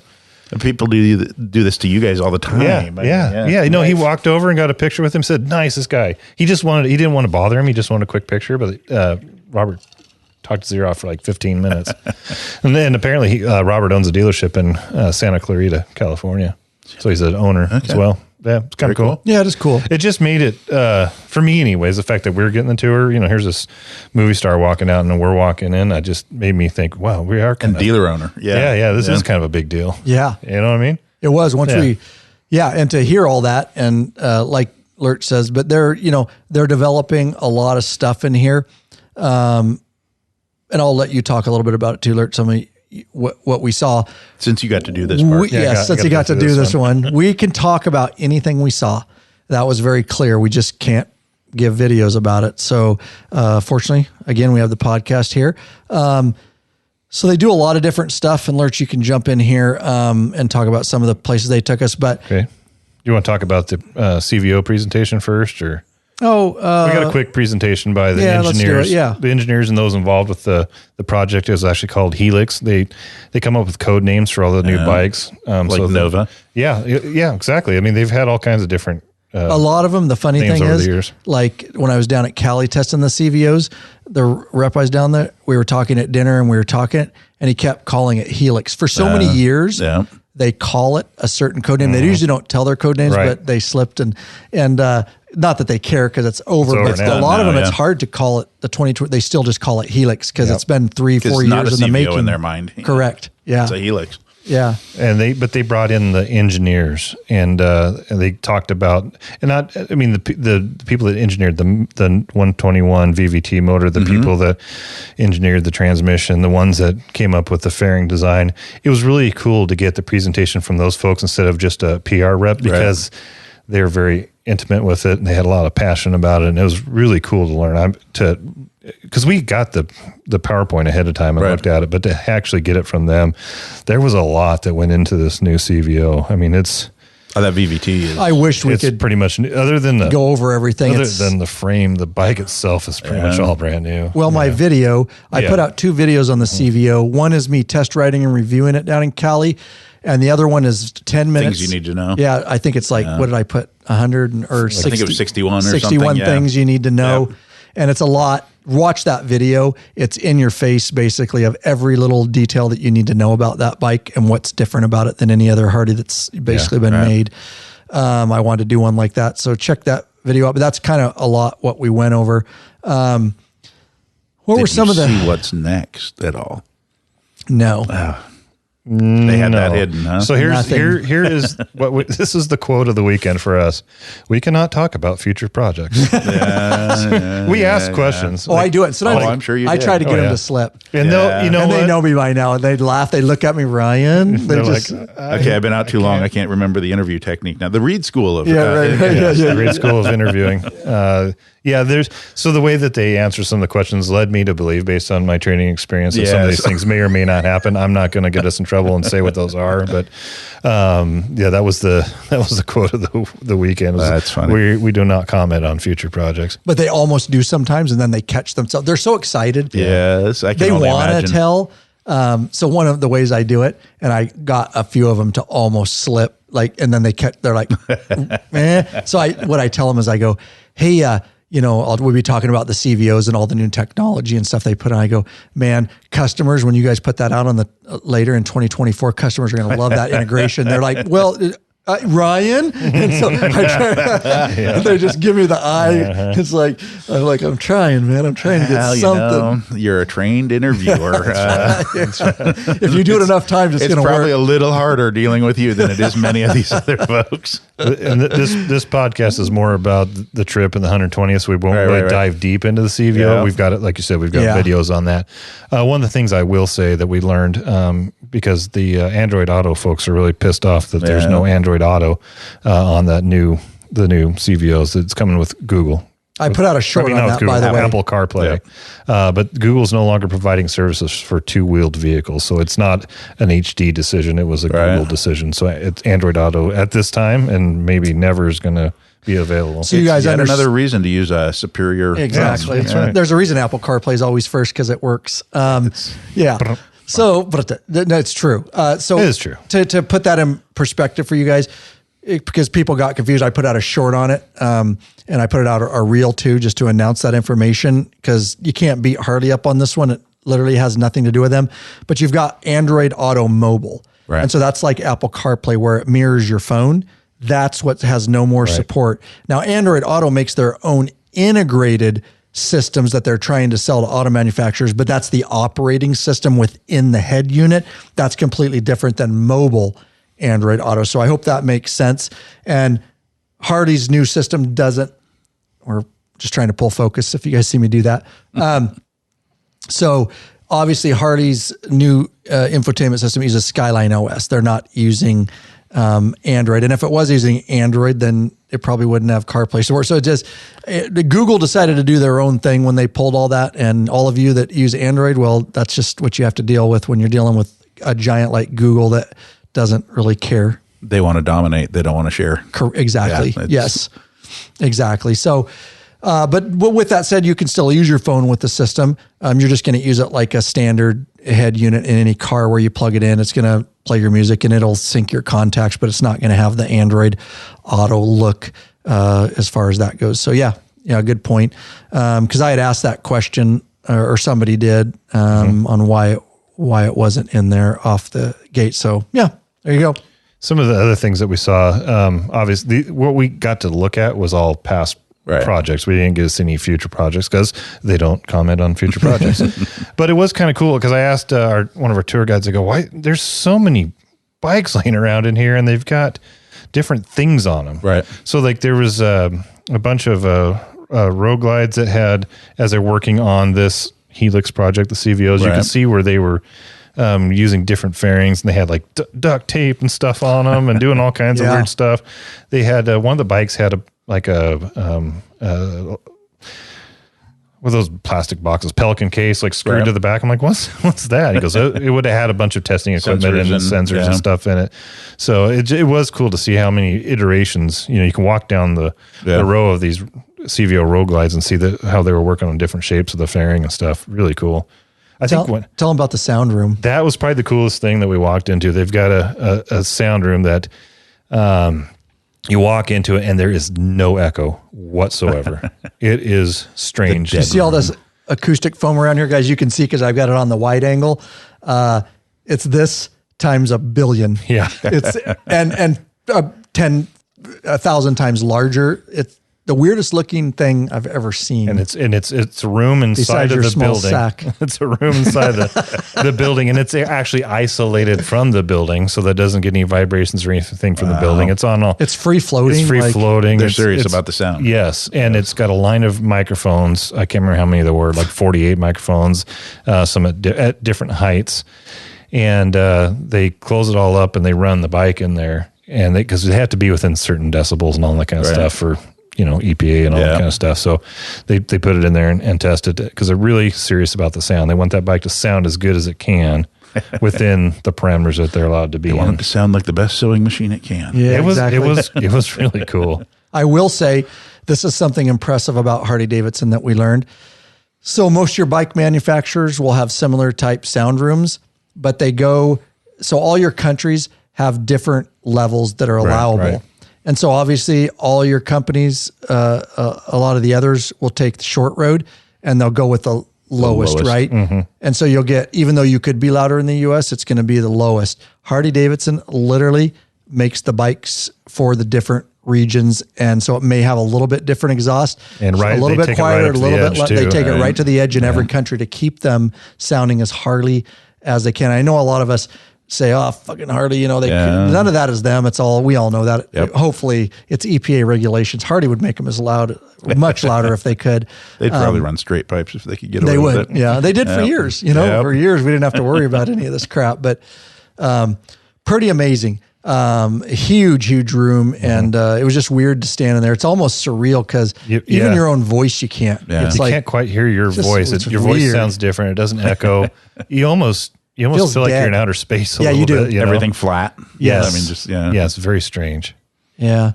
And there was a CVO in there that they had up on the thing because they've got, it's not a dyno, but it's so they can fire it up and run it in one spot. I like one of the questions one of the other YouTubers asked. He says, what do you guys do with these bikes when you're done? They just destroy them. Yeah. They can't sell them. They're pre-production bikes. They legally can't sell them. And he's like, that is a shame. Yeah. Because this is beautiful CVO sitting in front of us. It's never going to see the road other than maybe some testing. Well, it's like the ones in Cali that I rode. Yeah. Those were pre-production bikes that we were riding. Now, if it's a post-production bike and it's a demo bike, they can sell those. But the pre-production stuff doesn't have a VIN number and all that kind of stuff, it's just you were talking about the cost earlier. This is part of the cost too. Yeah. They're developing the bikes, and that's why your bike costs so much because they got to grind that thing up. Yep. It was cool. We saw a lot of different rooms. Engine testing rooms. More engine testing rooms where they're just complete long-term computer graphs long term. They're running them for days on end, letting them run and see when they'll finally die. Just let them run and run. I can't remember what fail first. Yeah, exactly. I can't remember exactly how many hours or days they said they can put a engine through a life cycle in, but it was only like I don't know if it was was it even 3? Was it weeks or was it days? I don't remember. But they run it like nonstop. Yeah. They do an average, life cycle on a motor. It shocked you. You're like, holy shit, they just keep gassing it. Yeah. And just keep going. One of the cool ones too was the component That was testing. The coolest one. Yeah. I think the suspension just visually. And it wasn't just suspension testing either. It wasn't. It was just component testing in general. They got this bike on a look like a bucking Bronco, It's got no wheel, but they've got the suspension hooked up to different type articulating arms to move it. Yeah. And not only move it up and down, but left and right. Side. And what I thought was cool is nonstop for weeks on end. Yeah. Another life cycle. They'll just run it through a life cycle. But what was cool is the guy said that it's a computer rendition of their testing grounds. Okay. Explain that more. That was cool. Yeah. So they've got a road track that they test these things on. And it's in Arizona. I believe it was Arizona. They'll have bumps and yes, exactly, all that kind of stuff. They've got riders that are doing this. Well, as you can imagine, after a few laps of riding what I saw that bike going through, fucks them up. Yeah, you can only handle so much. A body can only handle so much, but this computer can do it So they basically took the data from that. Yeah. They don't have to beat up riders as bad to get the same type. They used to, but their backs would go bad and all kinds of shit testing these bikes. They beat the shit out of that Yes. bike. Yeah, so it's testing the suspension, but not only that, but also just the other components on the bike, handling all the shock and jostling and everything. See, another good use for robots. Yeah, exactly. Yeah. It was cool to see. And again, like you say, just the amount of what goes into this and why the bikes cost what they do. And the company still needs to make a profit, right? So, it was crazy. It was a cool tour. I think that pretty much sums the tour up. Again, we're allowed to talk about any of this. You got it here. But it's hard to do a video about that. I can't believe that next bullet there. You guys skipped Green Day. Oh, I know.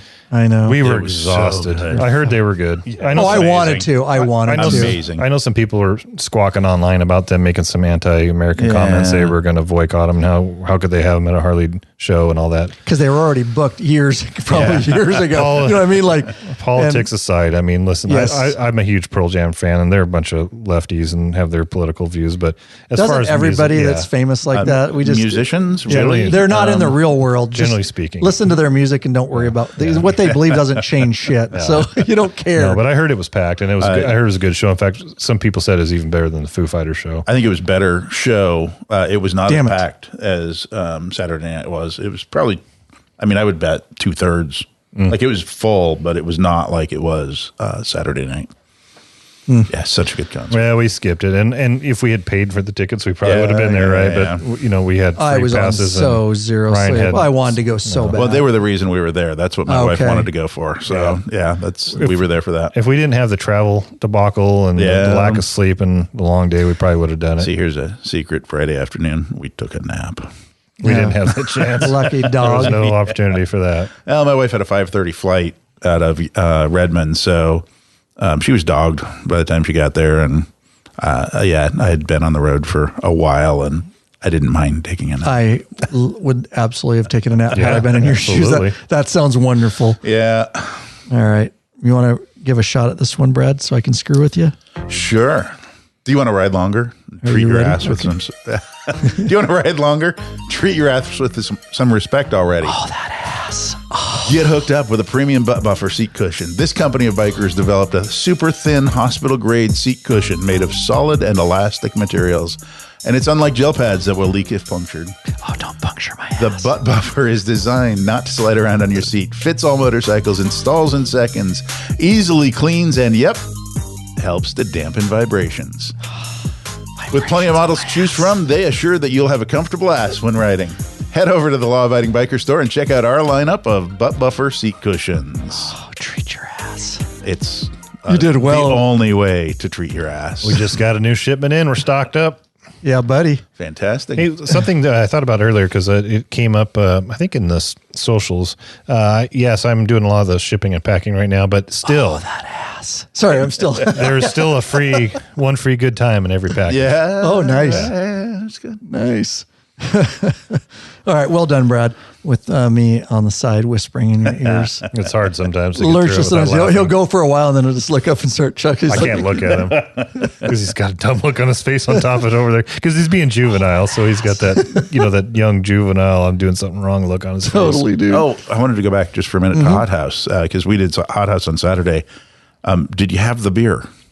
No, we couldn't drink because we're on COVs. Yeah, no they drinking. Had the naked three-way. Oh. So I had a naked three-way while I was there at Hot House. I talked. Nice. I was waiting for the guys to get there, so I did chat with the bartender, and it was made by some doctors. There's like 3 different beers that they had. Yeah, there was some local doctors that started a brewery, and they had one called the. I think I have it wrong though. How was your three-way? It was something about a three-way. Yeah, it's. Come on, I said it was really good. Notes. It was very good. Do you feel young again after the three-way? Yeah. It was nice to have my wife along too. They had some funny names. Where is it? Oh, Naked Threesome. That's what it is. 3-way is the Fort George's beer. Naked Threesome. Either way, same result. Yeah. Three-way, still a good time. Threesome, 3-way, it's same result. No, we unfortunately couldn't because of the COVs. Yes. God darn it. But what did you is that the afternoon you took a nap? No, that was Saturday. That was Saturday. What did you do after? So you went to the morning. So Saturday morning we went and did the PTO. Yep, PTO. Then we stopped and had lunch there at the Hot House. And then we decided to route ourselves back to Milwaukee, taking trying to hug the Lake Michigan. Okay. And just kind of went for a nice little ride and had a great time. How was it motorcycle wise? Were a lot of people out riding that, or was most people sucked in? Okay. Yeah. So I would say, well, riding into the PTO on Saturday morning, it was kind of funny because we'd been talking about whether it was going to be as big as Sturgis or, what that was going to be like. And because you're in a big metropolitan area, it's not anything like Sturgis, but riding in, we get on the highway by ourselves. Suddenly we're in a group of 4. Then we're in a group of 12. And now suddenly in comes the hog chapter from Columbia. Oh, yeah. We saw those guys. Yeah. And they roll in like 40 strong. Yeah. And so now we're in a pack of 60, 70 bikes by the time we got the PTO plant. And just kind of cool, that environment. But and the same thing when we were going along the lake there. Lots of bikes out riding. Not as many as Sturgis, but so many bikes everywhere. I was wondering how it was because we couldn't do any touring or day rides, right? We rode around a lot, but it was to get to places. Scripted and to go this place and that place. We need to be here. And I know, so we were lucky when we got invited to California, Blockhead and I. Yeah. We got to test ride and review, like actually test ride and review the CVOs. And so I was interested. I know that a lot of the other YouTubers that went up to Milwaukee, they were getting second phase to get to test those. Right. And I think they went on some of those routes, I believe, outside of Milwaukee. Having watched some of the videos, it kind of looked like they were out in those areas, but very cool areas. You're talking mansions by the lake as you're going through there, but some money. Yes. Serious money. For sure. Servants' quarters and such, Yeah. Well, that's cool that you got to see some of that. Ours was pretty streamlined on what we were doing. Yep. Okay. Well, good. So we're on Friday, Lurch. And that's the night we decided to go back. We were in late for some reason, weren't we? Oh, we went to dinner at that one joint. We just got a steakhouse. And we were done downtown. But we knew what was coming the next day. That's the problem. We talked about, do we go down there? We're like, well, we got a huge day planned tomorrow, and we were going to take advantage of being there and do some extra things. Right. And we knew we had to get Veterans Park, so we made the good decision. Went back a little bit early and had a good night's sleep. And it was even after that good night's sleep on Friday. Saturday was a long day. Yeah. That was the day. Yeah.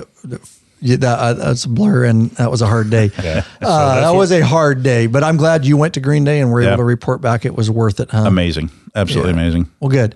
And a well-run festival. I mean, having been to a lot of festivals, I thought that Veterans Park setup was pretty good. Yeah. Yeah, it was. It was. Once you found the craft beer tent. Right. Yeah. Yeah, there was only one, huh? Yeah. Craft beer tent, Yeah, they had the beer. Yes, right. A whole bunch of really kind of poor beer. Yes, correct. Went and got some Oregon beer from the craft beer tent. Yeah, buddy. Some good Hop Valley. Speaking of that, I went through IPA withdrawals in Mexico.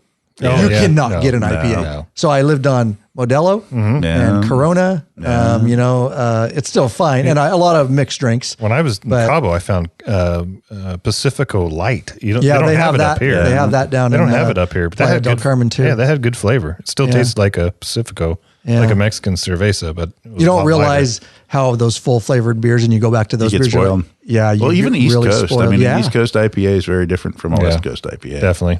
True. We're spoiled here in the Northwest. We really are with wine and beer and I digress. Food and scenery and whatever else. All right. Whiskey. Yes. So we're in bed up the next morning. This is the day when I was like, this is why I brought Lurch. Well, and we sat because up to this point, we didn't get to film a lot. Yeah. Well, before we went to bed, we actually sat down and wrote out an itinerary for us for the day. Yeah, it was quite What did we need to cover? Because this day, the only one obligation we had in the morning was the museum tour. And everything else was us. And there's about 1,000 different things we could have covered, but we had some specific, which we're going to go through. And then I'm curious, whatever else you can jump in on this too. You did that day. So, up and on our way, we rode our bikes to the museum. Starbucks first. Yes, we did. buxed up. I needed it bad because I still, when I'm doing these projects, I'm not sleeping. I got sleeping. Well, and you're 2 hours off. Yes. Yeah, right. 2 hours off. Yeah. It's true. The museum tour, that was chaos. Yeah. I didn't anticipate the amount of people that were going to be there and the parking situation. We got down, got our coffee, and then headed down, and then realized, oh shit, we've got a long ways to go. So luckily we got there like 10, a little before 10. I think 10 o'clock was when we barely made it in time. Yes, we walked in as they were getting ready to start. We're all hot and sweaty. We're carrying our helmets. We didn't have time to stow any of our shit. We just took off. And I got in there, but and luckily we had press passes. We did. We were able to cut the lines. We're like, we're just going to get to somebody who knows how to let us in with our press pass. Some lady got all pissy. She's like, "Hey," we're like, "Press." Yeah, walk on by. Yeah, they let us pass.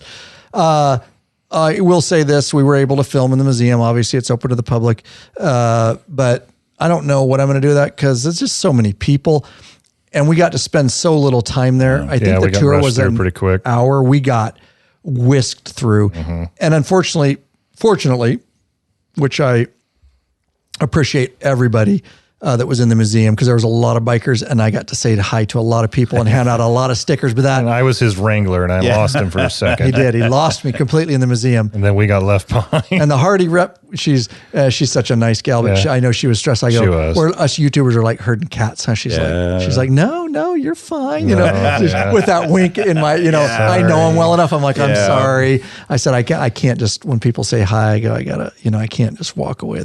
So I did get, but that took me away from seeing it too. And I really, at one point was like, this is one thing I wish they would have did if they could have is got us in before it opened to the public. Separate. I think they realize that too. And we learn, they learn as they go. We learn as we go and we make suggestions to each other. And, cause I really couldn't cover it. I did take video, but it's not going to be any kind of video that I would be happy with editing with people in the shots. And the lighting museum in an hour. Yeah, I think I went last year. With all the people. And I think I went through, it probably took me 5.5 hours. I've heard it. You could spend I could spend 2 hours just in the engine room. A lot longer. Yes, absolutely. The tank wall. Yeah, right. It's just a blur. Yeah. I will say if you're going to go to the museum, don't go during the 100 or don't go during the anniversaries. I need to go back. Yeah. And I plan on going back and at my pace seeing it. We did go definitely worth the trip to go. Yeah. We have amazing. We have the opportunity to have a private tour. It's just we'd have to get there. Right. Correct. Right. Yeah. Well, our reps have said they'll set us up and get us in there and do all that. But, during the 120th, it's not like they're going to shut it down for 20 YouTubers. Right. No, not when you have I would like to have spent more time thousands of people in town for it. It's worth going to. If you're there and you're thinking about things you want to tour, that's got to be one of them, I think. I would history agree. Is just, they take it from the beginning to the end, and there's so much in between. And literally from the beginning. I mean, they've got serial number 1 in there. Yeah. In the area that looks like they have it lined out like this is what the shop size was. Oh, yep. They showed the original, what it was. We got to go into the vault. We did get access to the vault. That's pretty cool. Yeah. Well, the general public can put their faces in the window and look. Little story is Ryan gets sidetracked and somebody grabs onto him. The group continues. I'm trying to let them know, but they're not slowing down. We get in the elevator. We don't know to go up or down. We go, no, before we got in the elevator, we got in the stairs. And we went downstairs. Then we went upstairs. You can't get out. And so then we came back to floor 2, got on the elevator. I think we went down, then we went up. Finally, we pop out on the 3rd floor where the vault is. And we're in with the rest of the public and trying to get our reps' attention. Finally, they let us in. But what a cool deal. It's all automated. It's kind of like a vending machine, for lack of a better word. Right. They've got these racks that you can park the bikes on, and then the racks move back. Racks. Yeah, the racks move around. Tell people what the vault is because the audience doesn't know. The vault inside of Harley is where they keep all the bikes. And they got, like you said, back to serial number 1. And they rotate them through the different exhibits and whatnot, and so they keep one of every one in shelves and shelves of bikes. They've done an amazing job of preserving their history. They have. It's pretty amazing. Yeah, which is why they've spent big money. I can't remember what bike it was, but during the presentation earlier, Bill Davidson was talking about one that they had bought here recently. And so they actually spent some pretty good money buying some of these things back over the years to make sure that they have it all. Well, they even keep some of their failures because like they have the Project Nova displayed that was that V4 monstrosity that looks like it was supposed to be a road glide. Yeah, it was good. So other than that, though, you want to talk about a little bit about the panel with Jochen and Bill and Karen Davidson, some of what we learned? Let's do this real quick, and then we'll get into that. Are you searching for the easiest and quickest detachable luggage system for your motorcycle? Rick Rack has just what you're looking for. Forget all those frustrating straps and bungee cords that come loose and slap your paint. Check out one of Rick Rack's awesome quick attach strapless luggage rack systems. This father and son team designed something really special you can't find anywhere else. Yep, these guys ride, so they truly understand the needs of bikers. The Rick Rack attach system is strong, durable, and securable with a lockable system. Also, check out their full line of quality touring bags to accompany your quick detach system. Once you use a Rick Rack, you'll never go back. What are you waiting for, Bikeaholics? Head on over to Law Abiding Biker Store and check out our full line of systems and bags. lawabidingbiker.com/store. So, Lurch brings up the point. After the museum, we had was that technically before? It was. You're right. It was we went running into. Oh, that's right. That's what we went running into and made it. It was a very small room, very select group of media. It's the only one they did. So we were very honored that we got that access. No cameras, again, just FYI, no cameras. But we could obviously note take, and then they said they recorded it and they would give you the stock footage of the entire interview, which I'm sure people have put it out already. I'm probably not going to do that. I haven't seen it. Yeah. Oh, really? No, I haven't seen it. We'll have to look after this podcast. See if it's not, I can grab it, but I have to imagine somebody put something out. But it's kind of just, Harley rep up there that I know real well, that I went down to California with for the CVOs, Paul. He's interviewing Jochen's up there, Bill and Karen Davidson, who are obviously offspring, third, fourth. Like Willie G's son. Correct. Daughter, yes. Maybe. Something. Yes. Like that. One more down, I think. One more generation, right? Yeah. I believe so. Yep. I think so. But anyways, you guys have seen them on past videos, and that's what's really cool about Harley. They keep them like integrated in the company because of the name, part of the company. And that name is the company. And so, really cool. And they have a lot of history, and they've seen, they're not spring chickens like me. And so they've been through a lot and seen a lot over the years. And so it's kind of just a Q&A and them talking about, the company and kind of direction and why they're doing what they're doing. And, Jochen got to talk a lot, about different things in the company. And, some people love him, some hate him. You're never going to get a CEO that you're going to agree with everything that they're doing. Me particularly, I think he's, since he took over, has he done everything right? No. Again, nobody's going to do everything right, but by and far, remember where the company was with Levitich? Yeah. And they made, within a year of Jochen, they completely redirected the company. They had to. We were worried, and I talked a lot of schmack, like legitimate type stuff. Like, this is not good. Yeah. Stock price is bad. Yes. Not production connecting quality, with their core audience, leaving us behind. It was bad. Jochen seems to have brought that back. Again, whether you like him, love him, hate him, I just try to look at the objective, right? Objectively, not subjectively, whether I like everything he does or stands for. Objectively, he's taken the company and completely turned it around to where we have these new 2023 CVOs with a lot of new technology and things where the company, I believe, needed to go if they were going to survive. So it was interesting listening to him. One announcement he did make, and this was, some of us kind of knew about it, but this was official, is that so the 120th was big, and they are going to continue. So now this is going to be a yearly event, and I know it's been out there now, but this is where it spawned from this announcement, and then the media and all of us put it out. But they want to do it yearly. They want it to be a rally. Their goal is to make it as big as Sturgis. Whether that will come to fruition, I don't know, but I don't know what the numbers were. I didn't actually look that up, what the numbers were at Milwaukee. But like you said, what you have to take into account is it's a large metropolitan area. It's not a little town of Sturgis. Like convert, like you go to Sturgis and you realize like, holy shit, there's a lot of bikers They're here. Concentrated In a smaller area. Yeah. Because we got downtown Milwaukee and we're like, we're not seeing that many motorcycles. But then you get down by Veterans Park and you're like, holy shit. Yeah. So they're everywhere. Yeah. I don't know. It would be interesting to pull those numbers to see how, whether it was close to Sturgis or not. They also leaned on their dealers quite a bit for other events going on in the area too, with Ukes and House of Harley in particular. I saw a lot of events going on there.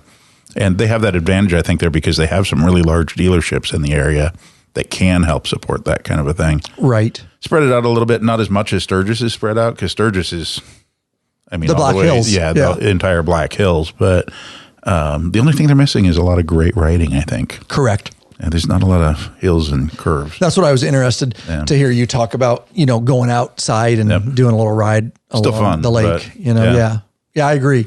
That's one of the things. It's got to be more event based rather than riding based. They don't have an Iron Mountain Road. Right, exactly. Yeah. So we got done with the press event there. That was probably the biggest announcement. So I'm looking forward to see how many people. Of course, people that live close are going to go. We get that. Yeah. They're going to go every year. But so they're going to try to make it as big next year as it was this year. Will it be? I don't know, but I'll be curious. And I think it really could.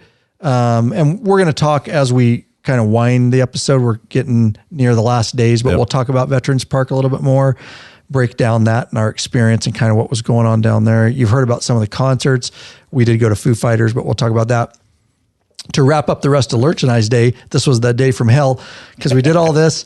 Then we did that. Then we had to get something to eat. I needed to cover the museum because they've got food booths down there. They had some BMX bike guys. It's not huge outside the museum, but there's plenty of food vendors and things like that.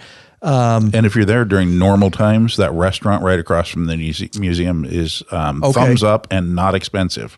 Okay. Well, we were given some vouchers for food, but it didn't include that place for some reason. But it included they handed us a bunch of vouchers. Yeah. For all the vendors. Right.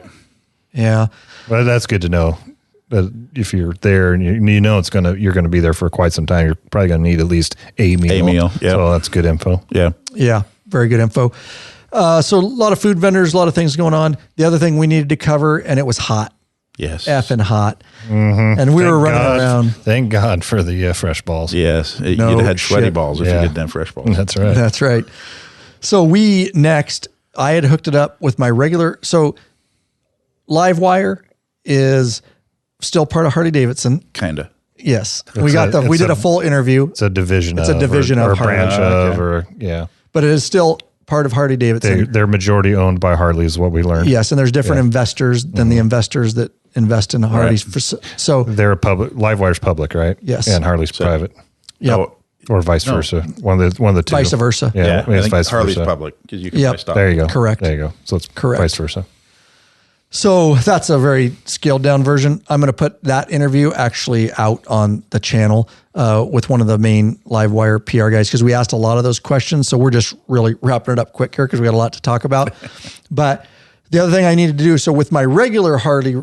Well, hold on before you move. Just quickly, those things are a blast. Well, I'm not moving past them. We're not done. Okay. Good. Go ahead. We're already getting started with LiveWires. Okay, good. So my regular Harley guy, PR guy, they've obviously got different PR guys that just deal with the LiveWires. What they did with the LiveWires, the electric Harley motorcycles, is they brought in a bunch of guys from different companies and brought them onto Harley that deal and are specialists in electric.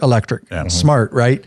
So my regular Harley guy that deals with the gas Harleys hooked me up and he goes, do you want to test the LiveWires tomorrow? I said, well, fuck yeah, I want to test ride. I want to ride it all. Yeah. Yes. This is all the stuff that came up that was not on the agenda. Yeah. We started getting access to a lot more stuff than we thought. And, so obviously it's busy and I said, I got to make this work. And Lurch and I the day before, so I said, hook it up. So he called over there. So we roll up to the LiveWire booth.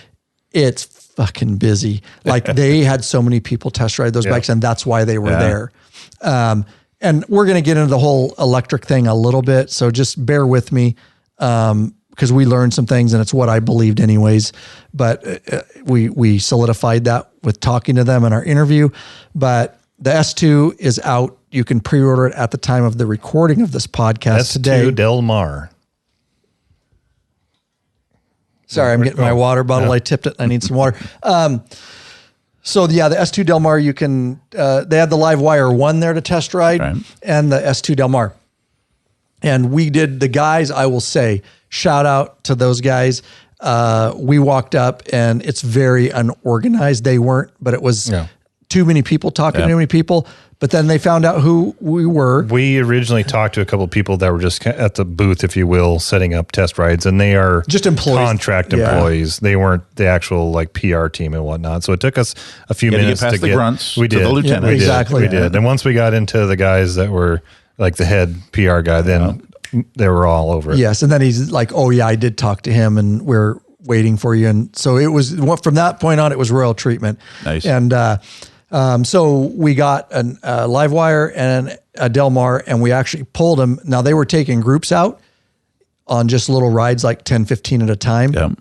They pulled us and took just me and Matt out. Yeah, our guy. And took us way faster. I can't remember Justin's last name, but our guy, Justin, he says, you want me to take him out by the ball field? And he goes, yeah, go ahead. So we took off. We were having fun. We were not on the route. No, they wanted, and they realized I'm all vlogged up, all my cameras and stuff. Now that you have your helmet back. Now that I have my helmet, yes. And so we went out and basically we both rode both bikes, but we stopped at some point and swapped. Right. All I can say, whether you like electric or not, we'll get into that a little bit. That Del Mar, like I'm this close, I want to buy one. It's fucking instant torque. Oh God. And I've ridden electric bikes before, but this is definitely next level. It was unbelievable. And he took us fast. Yeah. And we went fast. We were moving. And I was wheeling in the thing and he didn't care. I was wheeling. That's when I found out. Sorry, his name was Justin. His name was Ryan. Because that's right. Because we pulled up to the next, to a stop sign. I'm going, Ryan, because he was popping wheelies. I'm like, I need to get that on film. And so I'm yelling Ryan, and the lead, our your tour PR guy thought I was yelling at him. Yeah. Yeah. I was dying laughing in my head. I know. I'm looking over there. He's I was like, this is, wheelie. I mean, that's what I do is test bikes, you know? And so I'm like, there's no, whatever. I want to see what this thing's all about. So that's when I found out though. So I was pulling a wheelie and I was doing what I'm supposed to do so that I could bring the front end back down if I need cover in the rear brake and all that. And I was going to bring it back a little bit farther, and it went up to a certain point and it just locked on me and it brought the wheel. It's got that front wheel lift mitigation. I didn't know that. So obviously I was doing it like a regular wheel, but it'll only let you take it up so far. And so from then on, I tested it. Quite a good amount. But it slams you down quick. Yeah. Once it gets to a point, you better be ready for it. You better be ready for it. It's applying rear brake and it's bringing the wheel. It's backing off the motor. I don't know if you can disable that stuff. I'd like to, because I would have liked to ride a wheelie longer. But if you weren't careful, you could flip it over. But that's why they put it on there. So much torque. The average guy, if he whiskey throttles, that will be on his ass. Yeah. And that's why they did that, obviously, for the average rider. I just would hope that I'd have a workaround to turn it off, because it was fun. Yeah. Anyways, Lurch, we both had grins ear to ear. If you've never ridden an electric bike, whether you believe in the whole political side of it and the Green New Deal, it has nothing to do with that. It's just let's not go there. Let's not go there. It's an electric bike. Your gas bikes are not going away. This is another alternative. It's another option for those that maybe want electric. It would be wonderful if you lived in a big city like Seattle, or especially California, where you can lane split and you're commuting, 20 blocks to work, getting through traffic, torquey, light, no nimble. gas. You could charge it at your house, light, nimble. I think they're starting at like $15,000, the S2 Del Mar. So I'll look it up. More affordable. I like the S2 Del Mar more than the LiveWire 1. Well, it does have more torque and different things, so it's a newer version. And the LiveWire 1's more of a street bike feel, whereas the way you sit on the Del Mar, you feel like almost more like a ADV. More like a dirt more bike, upright, more adventure bike. Yeah, somewhere in between. Yeah. Well, I think the LiveWire was trying to be a Harley. It was. Yes. Yeah. Everything from the controls and everything. The 2 Del Mar, we don't want it to look like a Harley anymore. They just went to more. Well, I think it kind of seems to me like the market that they need to hit is not the market that already has a Harley. Right. They need to find the non-riders that want to Or guys like me that want it in their stable as I would ride it downtown and back short distance and things like that, just for the fun factor to carve the canyon up here, 15.5. And if you look at the S2 Del Mar here, it doesn't even say Harley, it just says LiveWire. Yeah. Yep. Yeah. So we're going to do a full review on those. It was fun and I highly recommend it. Just if you've never ridden an electric bike, it'll bring a smile. I don't care who you are and how much you don't like electric. It will bring a smile to your face. It's like being a kid again and riding like a scooter or something like that, but an adult one that goes really fast. That's really torquey. It's just it's a fun feeling. It's super fast, super torquey, makes no sound. You almost feel like you're doing something wrong, like you're on a scooter, like you're on a scooter going way too fast. Yeah, I mean, I could not stop smiling. Yeah, nice. Would I replace my gas Harley with it? Absolutely not. But would I get one potentially? It would be in addition to. In addition to. Yes. Yeah, maybe. To smile. Yeah. To literally feel like a kid again. For the smiles per gallon. Yeah, the smiles per gallon. So anyways, I'm working on it, guys. I talked to those guys down there. I'm in contact with them now via email. What I want them to do is I did do a review down there, but it's down and dirty. I'm hoping that they're going to send me an S2 Del Mar and give it to me for a couple weeks. And I want to do, for the channel, I want to do a full review on it. I actually want to bring more electric bikes onto the channel, as it is another option. And I know guys are interested in them, just not to get away from what we're doing, but to add it in addition. So hopefully that's going to work. And I know everybody's busy at Sturgis. I'm not getting a lot of replies right now, but he did tell me to hit him up. And I had talked to him down there about that. I said, I really want one of these for a couple weeks so I can actually do a decent review of this thing. But I will put out the interview. We did an interview with the guy afterwards, talking, standing next to each other, and asked him a lot of the questions about it and the different specs between the LiveWire. So maybe I'll just pop that interview alone at this point, but we'll see. That's some of the other footage we got while we were down there. So anything else? I guess that's it on we hated to turn them in, but the guys hooked us up and we appreciate it. We got something to eat in the chaos, and then we needed to get out of there because we still needed to cover another thing that was important to me, because I still do work full-time as a motorcycle police officer. And one of the big, which we just did another episode prior to this, on the new police road glide. So we headed up to, it was at PTO. Yep. There was a whole nother area parking lot up at PTO off to the side, and they had some booths there. I think the Hog chapter stuff was up there from what I saw.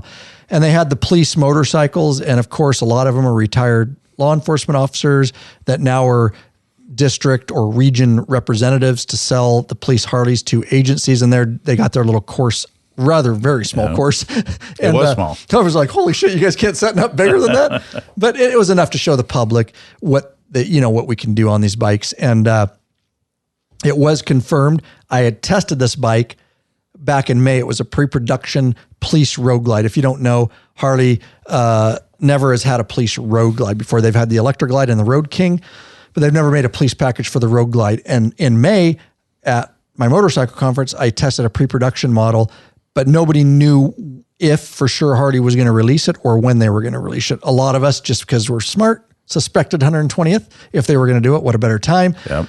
I got word that they were releasing it, and it was sitting up the actual production model up at the PTO where they were doing their performance. So yes, it was number one, that bike that was there. Yeah, you're right. Serial number one. Yep. And we got a video. We did a short on it, right? And a reel. Yep. So that's true. You saw the one on it. So that was the first production that they announced. That really seems like a bike in search of a question. Yeah. Like I don't understand that bike. No. I love road glides. We talked about this on the last episode in depth. I'm glad you said that, because that was I was like, why? Yeah. That's cool, but you're dominating the market. Was it necessary? It does nothing different. You have a great product. You have nothing that it differentiates. Why? Same frame, same motor. Yeah. They should have, what I said, Brad, and is I know just because I get so many emails and I've been to conferences, is why they didn't take that same money and all that and put it into the Pan America police package. Yeah. That's what agencies want. Absolutely. That's different. That would be county agencies, state agencies, forest, federal. Yep. I mean, that people are dying for that bike. They're taking them, they're buying them already and having third party, trying to make third party vendors outfit them. So anyways, whatever. Okay. I'm glad I'm not the only one that think that, because I was like, after I wrote it on the course, that's my opinion on the last episode. I'm like, okay, why? Yeah. It does. I mean, in concept, it's, they're doing that. And then you start to think about it, and you're just like, if it was a different model, it's the same frame, had same motor, engine. Something. Okay. I don't get it. All right. But we can't bat 1,000, right? Right. Babe Ruth, what was his batting average? I mean, you can't get there. You can't be perfect. It's true. I will be curious to see it in the wild, how many agencies actually pick it up. Because I was asked about it. I'm like, no, there's no reason to. It does nothing more. I would just stick with our traditional. There's no reason to get that bike. It'll be a police chief that rides road glides. Exactly. Totally. You know it too. Your background knows that too. That's right. We need that in our life. I need that because they make it. And I got the purse strings. All right. So we went up there and talked to those guys, and I did see my representative from the Northwest region here, Ted White, and got to talk to him a little bit. And it was really cool to see it. It is production. All the lights were on it, black and white, what we're used to seeing coming out of the factories. For police, of course, it'll still need to be equipped with computers and radio once it gets to agency. But other than that, it's set up for police. So that was exciting. Got to announce that. Just like I say, not a huge video, but just did some shorts because it's a small demographic within our audience that are interested in police, type motorcycles and stuff like that for agencies. So, after that, it was time, I guess, because we had Foo Fighters that night. This was going to be our first visit to, and Veterans it was Park. Mid-afternoon, I think. It was mid to late afternoon. We started heading towards Veterans Park. Why don't you talk about this a little bit in Veterans Park? Yeah, it was a nice little ride on the way down there till we got about a mile or two outside. And like you said, traffic on the highway was not great there that last little bit. But once we got off on the side road that goes along the water towards the park, it was stop and go. And there were just bikes lined up on the shoulder road. That's what I was like, okay, this is big. This is big. This is kind of what we're used to seeing. And luckily, we had press passes and VIP passes. And we were told we would be able to park up close to the venue. So we pulled into the main entrance, and Ryan was able to talk to one of the gals that was doing the parking. She's very helpful. She says, you need to go to lot 10. I don't care what they tell you up here. Just keep going. Go to lot 10. So, and I'm glad she gave us that information because there was a couple of people like, where are you going? It was very unorganized. We're going to press. We're supposed to be in 10. And so we're almost there, and we catch up to a guy on a golf cart, and then he finally realizes he's behind us. Like, what are you guys doing? We're going to lot 10. That's where the press parks. And we were literally on the edge of the park. How nice the fence. For you. Very nice, yes. Like the only two bikes parked in that whole lot. There was one other bike. Like one other bike there. It was just this huge open lot. Wow. And we got past, all the traffic. Yeah. And we were able actually to do a little bit of some footage and walk around and review of the breakout while we were there. I finished my we got a really thoughts, nice, right? Yeah, and we did our B-roll. And we did our, right in front of the lake, we did our B-roll. Yeah. Well, see, I think that's one of the things I said about, like, the outside was just unorganized. There was no place for rideshare. Like, rideshare didn't know where to drop you off. Yeah. And so we got dropped off right at the entrance to the bike parking day one. And walking in from there, that was a bit of a hike. Yeah, it wasn't for us. It wasn't for us. But there was a gate that was right near where we parked. So we walk up there, and you can see there's a VIP entrance, and then there's a regular entrance. Right. There was a deputy standing there, and I walked up to him. I said, "Hey, bud, we got press passes, but we don't know where we're supposed to go. Are we supposed to enter here?" He goes, "Oh, no. You enter down on the other side, in the staff stuff." All right. So we hoof it all the way around the other side of the park, and we get to the staff entrance. And it's kind of hidden in the back by some dumpsters. Yeah. Not much going on. You wouldn't know it's there. There's some dude in like a 3-piece suit standing there doing security. And then there was a young kid who actually was a camera guy. Yeah. So he goes, "Hey, what do you got there?" I go, "It's a camera." He goes, "No shit. What kind is it?" I go, Lurch. He's like, he goes, "What was that?" He goes, "Camera." Because he's, I didn't know he was interested in the type of camera because he goes, "What's that?" I'm like, "It's a camera." He goes, "Yeah, I know." So he ended up being a really cool kid. And the dude in the suit was nice. And we said, "Hey, we were told, we're press. We were told to come here." "Okay, no problem. Come on inside." So we walk inside. There's really nobody standing around. There's this big tent. It says craft services. I'm like, sweet, I guess. Let's go check this thing out. So we walk into craft services, and there's a gal standing there. And I go, "Hey, we're with the press. Are we supposed to, can we come in here?" She goes, "No, this is just for the the entertainers. Right. So I looked around. I didn't see anybody that we recognized, but I said, it's really... I guzzled 4 glasses of water, 2 glasses of lemonade. I was looking for Dave Grohl or somebody. Yeah. And so... It was all the Nitro Circus guys. And it was all those guys. And those guys were impressive. We said, we'll get to them. So I said, hey, can we just have a glass of water? She's like, yeah, go ahead. So we had a glass of water. I walk outside. I guzzled 4. I'm like, where's our lacquer hat? I can't even find the guy. He was still in there chugging water. I'm so dehydrated. Yeah. And I'm just looking around at everybody and I'm just like chugging water. We were paying like, $12 a can for liquid death outside. Oh, yeah. We were getting free water and lemonade. Gatorade. Gatorade. That's what it was. I was guzzling Gatorade. After that, we come outside and like, there's all these bathrooms. We get to use the bathroom. And then this cute little news gal walked up to us. Oh, dude. She was cute. Oh my God. I can still picture her. Yeah. There's a reason she's on TV and not on radio like us. My God. And they make you do stupid things still at 50. You know, you're like, oh, yeah, I'll get you through. Yeah, you're like, I'll get you through. She asked us because she saw our big cameras and microphones. She's like, okay, there. And we had our media shirts on and we're press passes. And we're in come with us. Where we were was backstage. We were backstage by the, locked in. Couldn't even get out. We were locked in backstage. You got to love it when that happens. Yeah, she's like, I can't even, how do I get out here? We go, I don't know. So we walked around. They're like, no, you're not supposed to come here.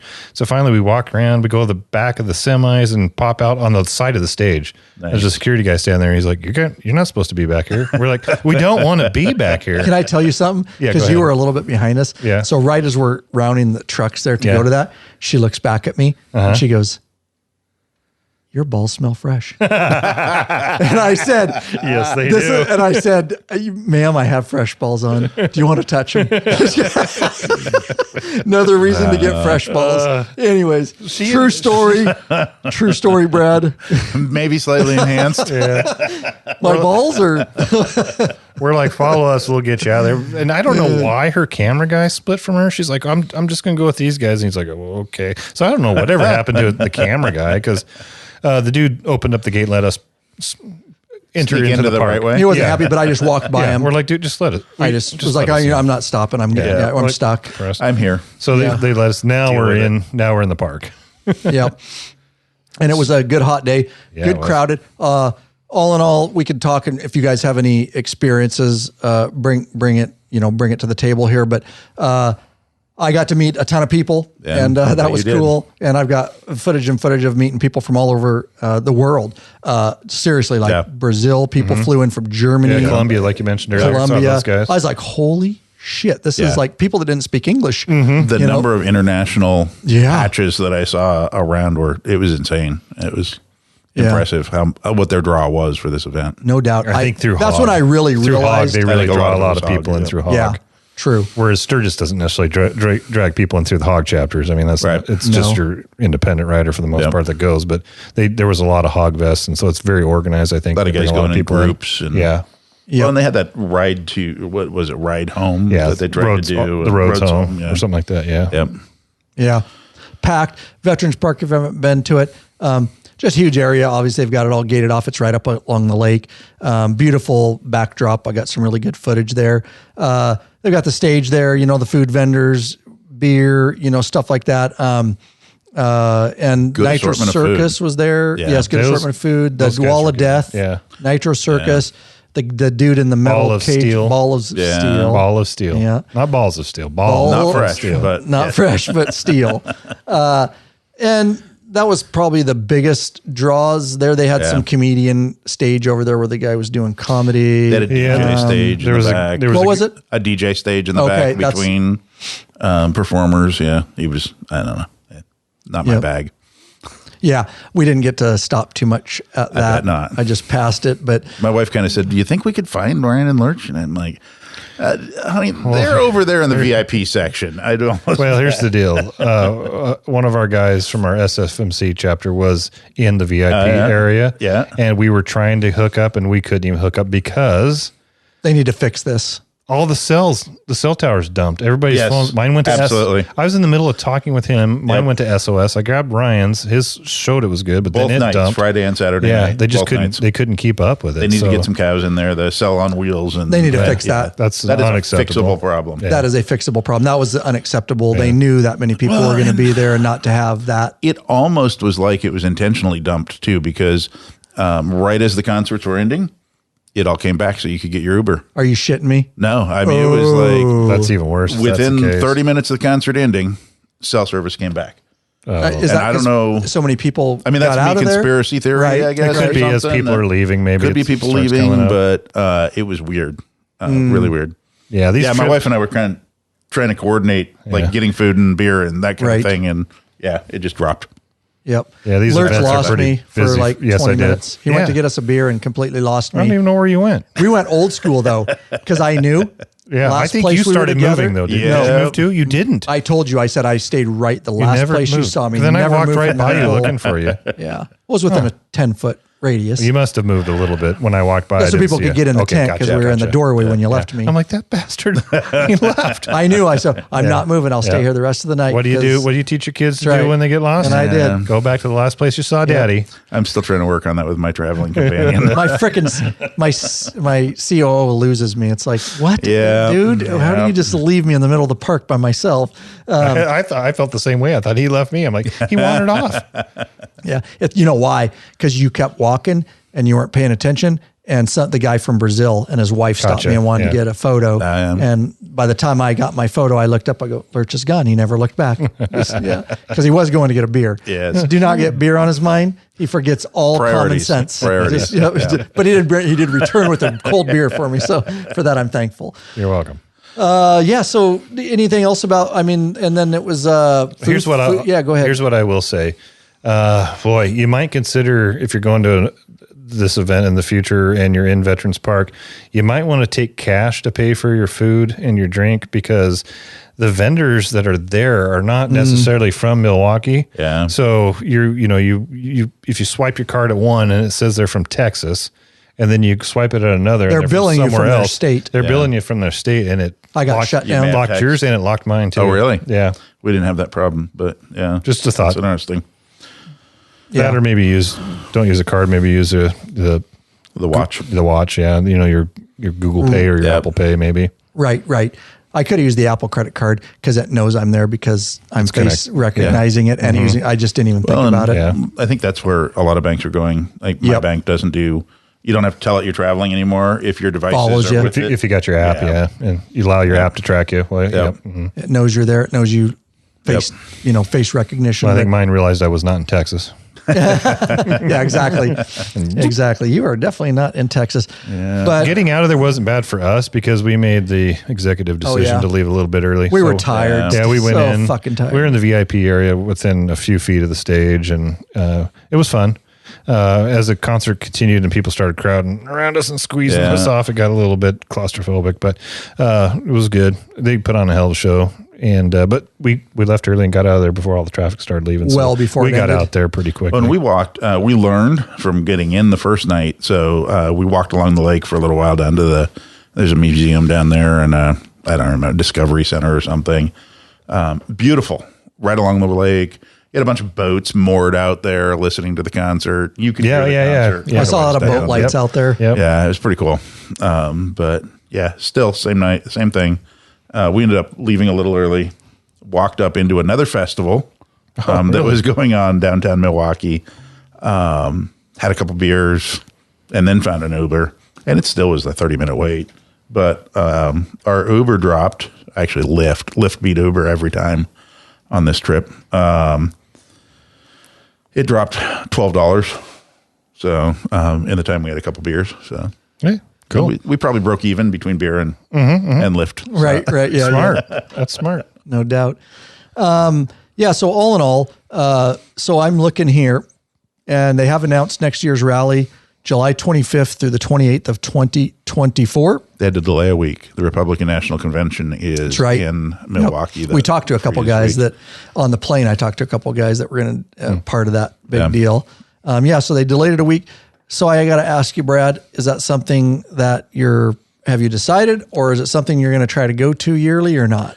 I may go again. Okay. I'm not putting it on my list for every year. Okay. We'll probably treat it like Sturgis. Go every once in a while. It will probably depend a lot on what they're actually advertising. What bands, what concerts, what events, activities. Yep. It was worth going to. And I would say it is worth going to in the future, probably, but not an annual event for me. I mean, it's 2,200 miles, right? Something like that. So, right. If you're not flying down and riding, yeah. Yep. And I mean, last year when I went to Green Bay, it was after Sturgis. I was already halfway there. That's never going to happen because you're never going to be halfway there at Sturgis, right? For that event because it's already will have happened. But it was interesting. It was fun. Good to see. Like the powertrain plant was. Powertrain operations was my highlight, I think. Yeah, money. Yeah. I will probably go back not during the rally again next time. Yes. So. Yes, I agree. I would go to the rally. I'd treat it more like Sturgis, like you, hit it every now and then. Or obviously, if Hardy wants to fly me down there and cover stuff, I'll go. Somebody else foot the bill. I'd go every time. Flying me down, that's cool. And test a new bike, that's cool. And if you need a cameraman and Lurch isn't available, feel free to holler. Yeah, buddy. Yeah, money. I like it. All right. I do have one more thing before we take it out, and that I want to talk about Milwaukee, and then we're done. But we want to thank these folks. Now, we want you to become a patron member. Have you guys been monitoring the chat at all? I've been lightly hitting it. Yeah, it's been a little quiet. It has been. They're so listening, so close to what we're saying. Enthralled. We've entertained them. Yes. Provided them information. That's right. Information. It's entertainment. Yes. So these folks are some of our folks that they're not patron members. We would like to have you as a patron member. We want to get to know you better. We want to give you benefits, of course. But hey, for whatever reason, the only way you want to donate, support us is through a flat donation whenever Bach had a flat donation. And Brad wants to thank these folks for flat donations. We've got Keith McGeorge, who made a substantial donation, Douglas Emerson, and Frank Tedesco of Dalzell, South Carolina. There you go. lawabidingbiker.com/donate. Helps put a little fuel in the Law Abiding Biker gas tank. Keep this thing running on down the road. There you go. We just had a comment in here in the group chat from patron member Rick Kemner. He says, I can't imagine the crowds at the 120th. I went to the 115th and was amazed at the size of the crowds and the number of international attendees then. I think they said 40,000 people for Foo Fighters. It was 48. Yeah, it was maxed. Mm-hmm. Just for the concert. Yeah, just the concert. That's a lot of people in that Veterans Park area. Yeah. And it felt like it. Yes. Yeah, yes, Jake Moritz says the 120th was way bigger than 115th. Okay. Yeah. From those that talked. They promoted it so much more. Yeah. Said it felt more like the size of the 100th. Yep. I would believe that. I bet the 100th was a big And one. I will tell you, well, you guys already know, Hardy threw an assload of money at promoting this, and they brought down all of us because they want this to go next year. They wanted to build next level, build the buzz for this thing. It was clear what they were doing. Not told that, I just know what they're doing. Yeah. Building the buzz for it. So hopefully some videos coming out for sure. I'll do one on the breakout. That's cool. And then hopefully the Del Mar we can get. And I'd like to just do a better review of that than what I did down there. It was very limited. It does kind of make sense for them because they're doing their model releases in January now. Right. This would give them their mid-release spot for July. I can see. Yeah. I can see a real valid sneak an icon out here and there. Yeah. Oh yeah. They're definitely going to be releasing stuff, I bet, at this thing every year. Why would you not? Right. Yep. It's another draw to get people there. And for them, I mean, obviously going to Sturgis is important for them, but why not release it in your hometown? Yeah. Absolutely. Well, and build a, there's already a motorcycle culture there because they're there. Right. Building that culture can't hurt their business. No, it's just one more opportunity for them, you know, in addition to something big like I think it's smart. Some of the other ones, So here's my last thing that I wanted to mention, and I'm sorry for all of you that live in Milwaukee. It's the truth. But I'm just going to say it. Your roads suck. Suck ass. Holy. Did you notice that? Oh, my God, I've ridden in a lot of cities. There were some really motorcycle eating. Yes. Potholes. Yeah. Well, and I have to assume it's the weather and you get the moisture in the concrete, the freeze and thaw. Well, we get crazy winters too. Stuff. Yeah, there was one pothole not too far from our hotel that was at least as long as my motorcycle. I felt like I wasn't going to come out of a few of them. Like it's just going to bury you. In fact, we joked and we're like, thank God we're not on our own bikes. Yeah. Yeah. I'd rather had my own bike though, because at least I got Oleans. Yeah. I was on a damn breakout with a fat ass rear tire. It sucked. There were a few times I wondered if I had just blown my seals. Yeah, absolutely. Yeah, no shit. And our rims that you can bend. Yes. We are not joking. No, especially the freeways are better. Yeah. But the city, all the city street and surface streets, holy shit. The worst streets I've been on in America. Jake did apologize for the roads. Okay, thank you. Thank you, Jake. You all need to get your state government to dump some money, or the city of Milwaukee, into some road repairs. I think they're putting it all in toll roads. Yeah. Because getting to and from Milwaukee is a lot faster if you take the toll road. Gotcha. Yeah, I had a lot of money. I had a lot of mail waiting for me when I got home from I bet. on my trip. Pay this, pay that, pay this. Yeah. Talking about bad roads, Rick Kemner says, come to New York. I have been to New York. Yeah, your roads are can be shitty too. I don't know. Maybe it's the places I rode in New York compares to Milwaukee, but the roads are, they're bad. They are bad in Milwaukee. So, all right. Very good, guys. With that said, it's been a 2 hour and 15-minute episode. Wow. Figured it'd be a long one. You can break it in two if you want, Lurch, when it goes out to the regular podcast audience. But we'll see. We'll see what we'll do. Never bad to have a long one in there. No, it's not. No. And we appreciate, Brad, you riding up. Brad's how long home? It's right at, took me just under 3. Do 90? Yeah. Do 90. It'll be 2.5. Well, that was. I kind of beat the average. Yeah, right. I was going to say, I expect nothing less from you. All right, guys, do not forget, we haven't talked about it in a long time, but y'all know we sell the heck out of these things. Been selling them for going on over 8 years now. It is our awesome Biker Gripper cell phone motorcycle mount, guys. It is the sexiest, sleekest, strongest cell phone and GPS motorcycle mount on the market. Use it to mount your cell phones, GPS devices, radar detectors, EFI tuners, whatever you want. Tried and tested right here by the law-abiding biker crew. We've got, I don't even know how many hundreds of thousands of miles on it between all of us. Believe in it so much, we stamped our logo right on it, available exclusively. The only place you can get it is in the Law-Abiding Biker store. You can choose from many different models. You can get chrome, you can get black, you can get universal mount, and you can get perch mount with just 2 bolts. Metric or Harley, or metric or American, I should say. We've got it for you in there. Interestingly speaking, me and Lurch learned a lesson that I've learned before about the Biker Gripper, is that we neglected to take a Biker Gripper to Milwaukee.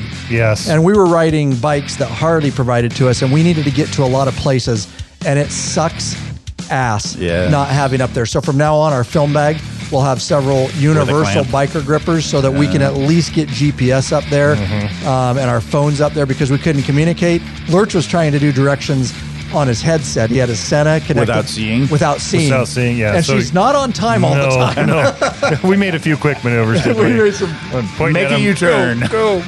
Yeah. It sucked. And so me and Lurch, from now on, that's how you learn. Yep. And it's part of our kit that we take with us. I think I sold one for you at the PTO.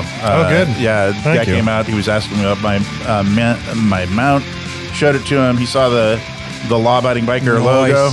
And he says, I know those guys. I was just getting ready to buy his boom tutorial because I just bought a new CVO that has the boom on it. So nice, bro. Thanks for the help. I gave him the sticker you gave me at Laguna. I need to give you an affiliate link. That's what I need, dude. Brad's going to push an affiliate link.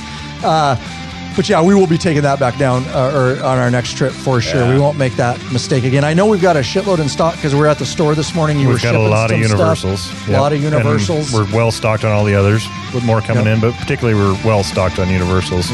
Might even run a special here in the near future on the universals. There you go. Yeah. And you guys know where they're coming from.